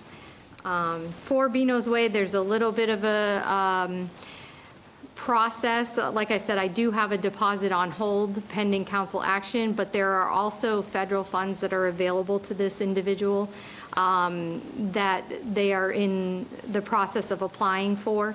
And I would like for them to be able to take full advantage of that federal funded opportunity. So my intent with that parcel is to continue to hold that deposit to find out the results of this application, because I would not want to apply the deposit and find that it hurts them in receipt of those federal funds. So that's my intent with 4 Beano's. Is the only difference between what was sent out before and what you just handed out tonight just cleaning up the language and what we're authorizing you to do? Are the recommendations the same? The recommendation on the 4th parcel has changed, but yes, there was cleanup language to allow for the filing, the treasurer to file a mortgage release deed on those 3 properties, but the 4th parcel recommendation did change. The 3rd parcel is the only one that I'm recommending we continue to explore disposition and sale of the property. The homeowner, I believe this is the situation where the homeowner is deceased and the heirs of the property, I think they looked into doing something and it wasn't quite what they wanted. They live in Arizona and they walked away. We called them and they said, we don't want it. You can sell it. So I said, okay. How big is that? And it's land only. It's, I believe it's just over 2 acres, if I remember. 4 acres, I think. Yeah. For $22,000. Right. Well, that's to the taxes, but I go right to Habitat pretty easily.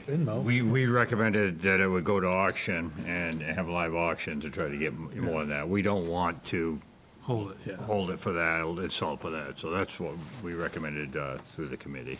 Yep. My apologies to my committee members that I missed that meeting. How much, I guess the top of this memo indicates that the foreclosure is now in effect, so Yes. we just have to go file and it's ours.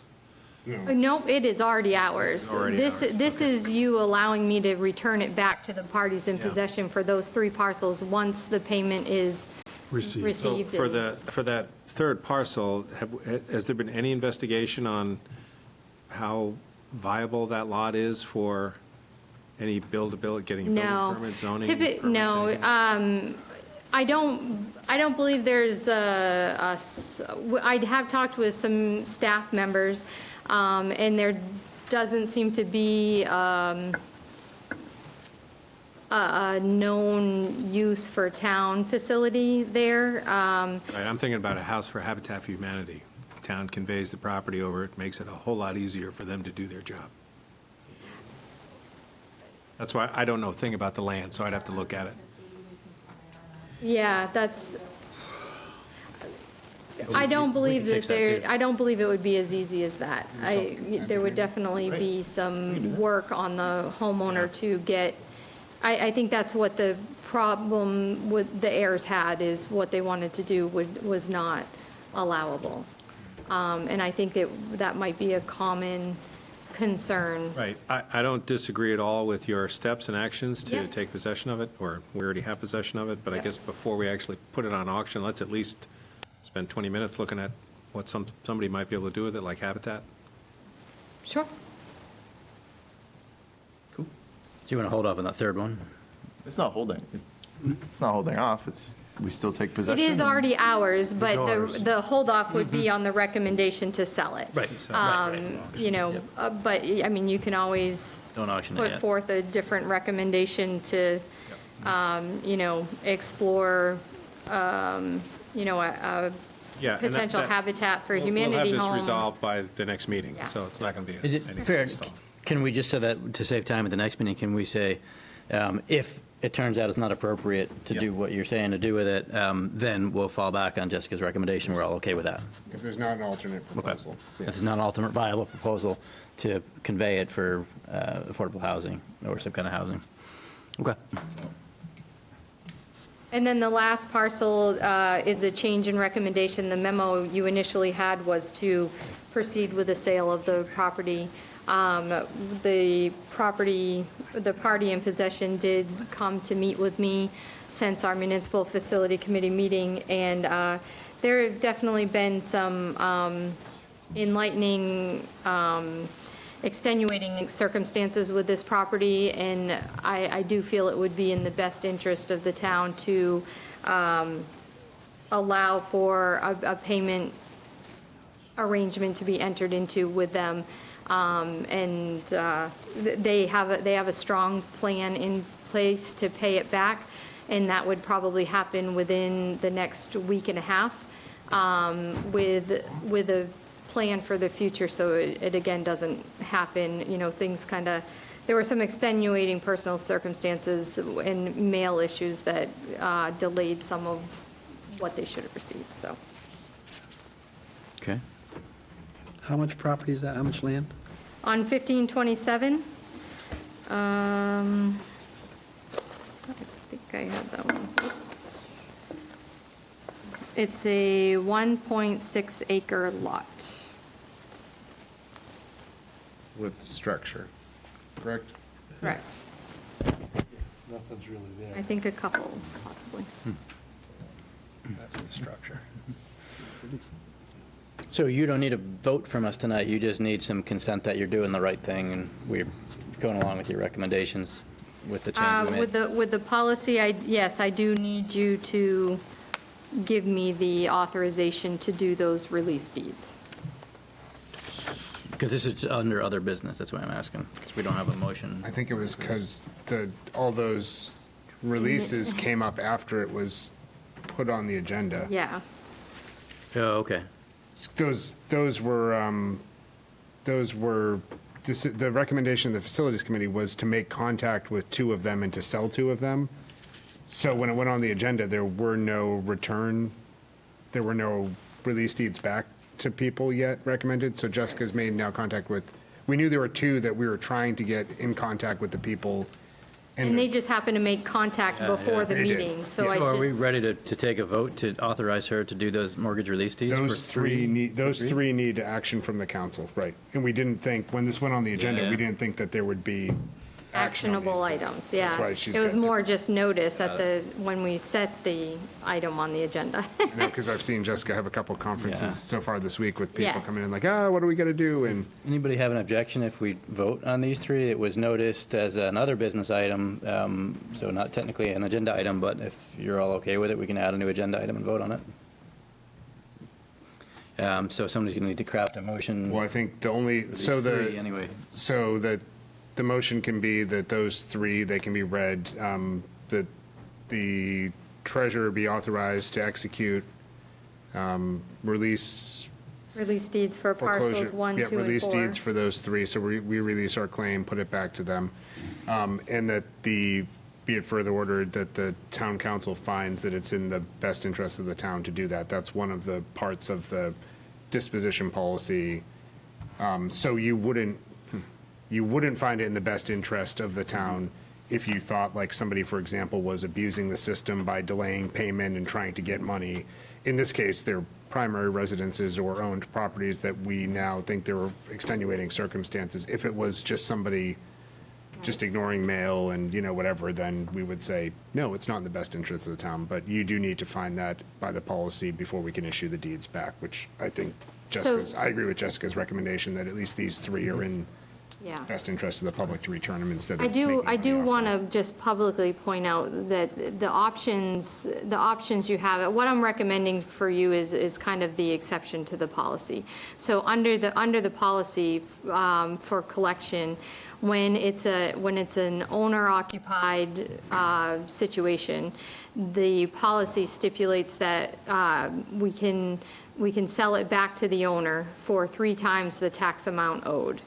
And this is all to prevent people from not paying their taxes. It's a solid policy. I would not recommend changing the policy because you do have what I'm proposing to you as an alternative, right? So the policy stipulates that it's 3 times the amount of the tax owed, assuming the owner can document a hardship and that you agree that there's been a hardship. If there's not the ability to approve a hardship, then it's at the assessed value. We can negotiate a sale at the assessed value or 70% of market value. So that's how the policy is written. But then there's also, council has the authority to, forego that, if there are extenuating circumstances that would allow. I don't want to give the impression that I would encourage this exception every time, because there's a reason we have this policy in place. And, and the reason is to encourage people to stay on top of their taxes, right? But I am very confident in these 3 parcels that there were pretty solid extenuating circumstances for different reasons within all 3 that we should absolutely consider collecting the tax and moving forward.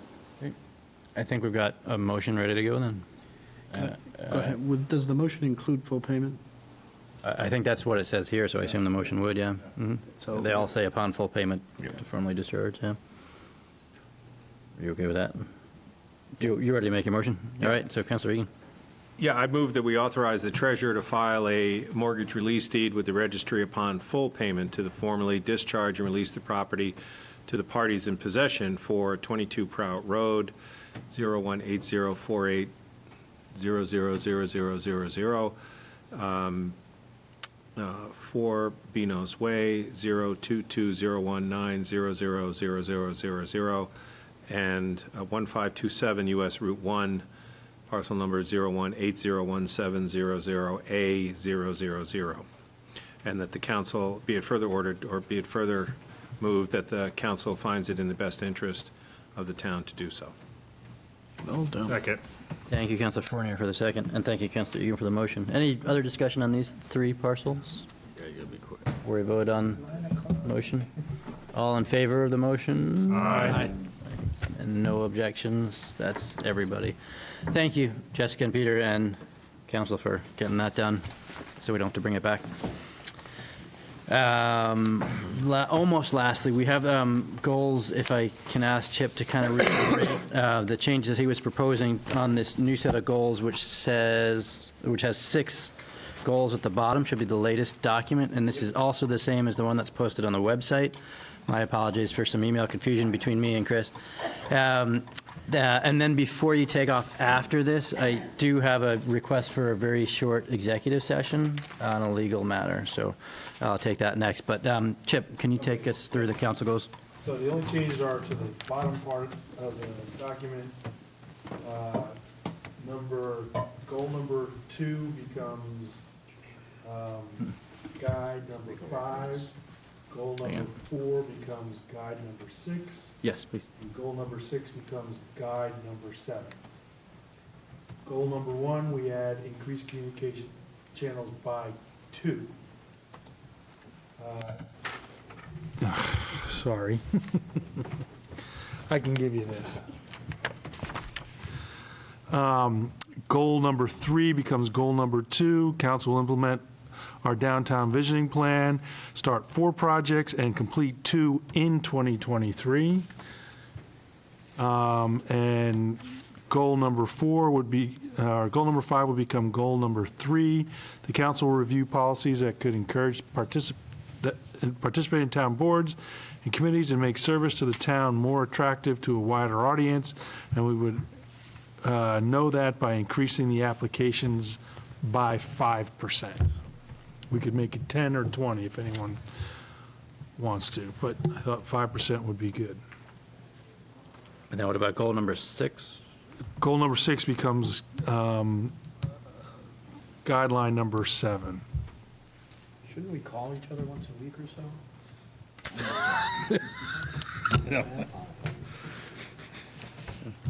So those are my changes. So we have 7 guidelines. 7 and guidelines and 3 goals. 3 goals. Got it. Everybody okay with those? Councilor Daniele? Yeah, so I move that the amendments proposed by Councilor Lawrence be approved. The whole thing, the goals as amended by Councilor Lawrence, be approved? Can we do it all at once? Because it's a I'll thing, second so that. don't we need to amend it and then do the be it ordered, or no? I don't We know. can do it either way, because we haven't read the initial motion, Oh, so. then yeah, the whole thing. So the 2023 council goals as amended by Councilor Lawrence? Perfect. Your second still stand? Okay. Councilor Bradley, question? I'd like to propose a further amendment to move CHIPS number 2 in goals to number 8 in guidelines. Should be the downtown vision plan, so we don't go through the quantification of that in any way that affects our best efforts to adopt them. So move the downtown vision to another guideline and leave us with 2 goals. Is that what you're saying? Yep, that's my proposed amendment. Is there a second for that amendment?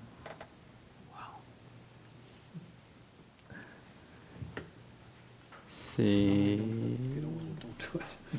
I don't think I would do that, just because Okay, I think don't do it. having That's next. 2 done, I think it's okay. All right. So as standing, I think we've got, if I'm counting right, 7 guidelines, 3 goals. Yep. Okay. So any other discussion on that? All in favor of the goals as amended? Aye. All opposed? Aye. 6-1 with Councilor Bradley opposed. Thank you for that journey, councilors. Apparently, you went for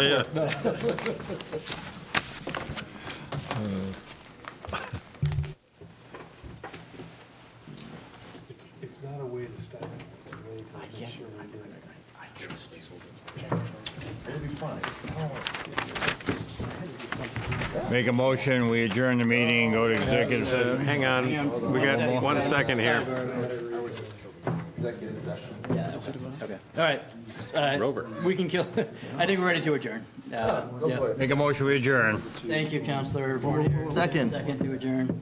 There's a second to adjourn. All in favor? Are we going to have an executive session? We're not going to have an executive session. Well, my only concern is if we could we have if it was about the boat, if it was, could we have a brief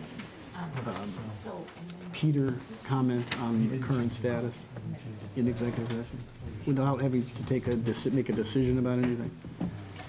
It's, to go into executive session legally, you need the. Yeah.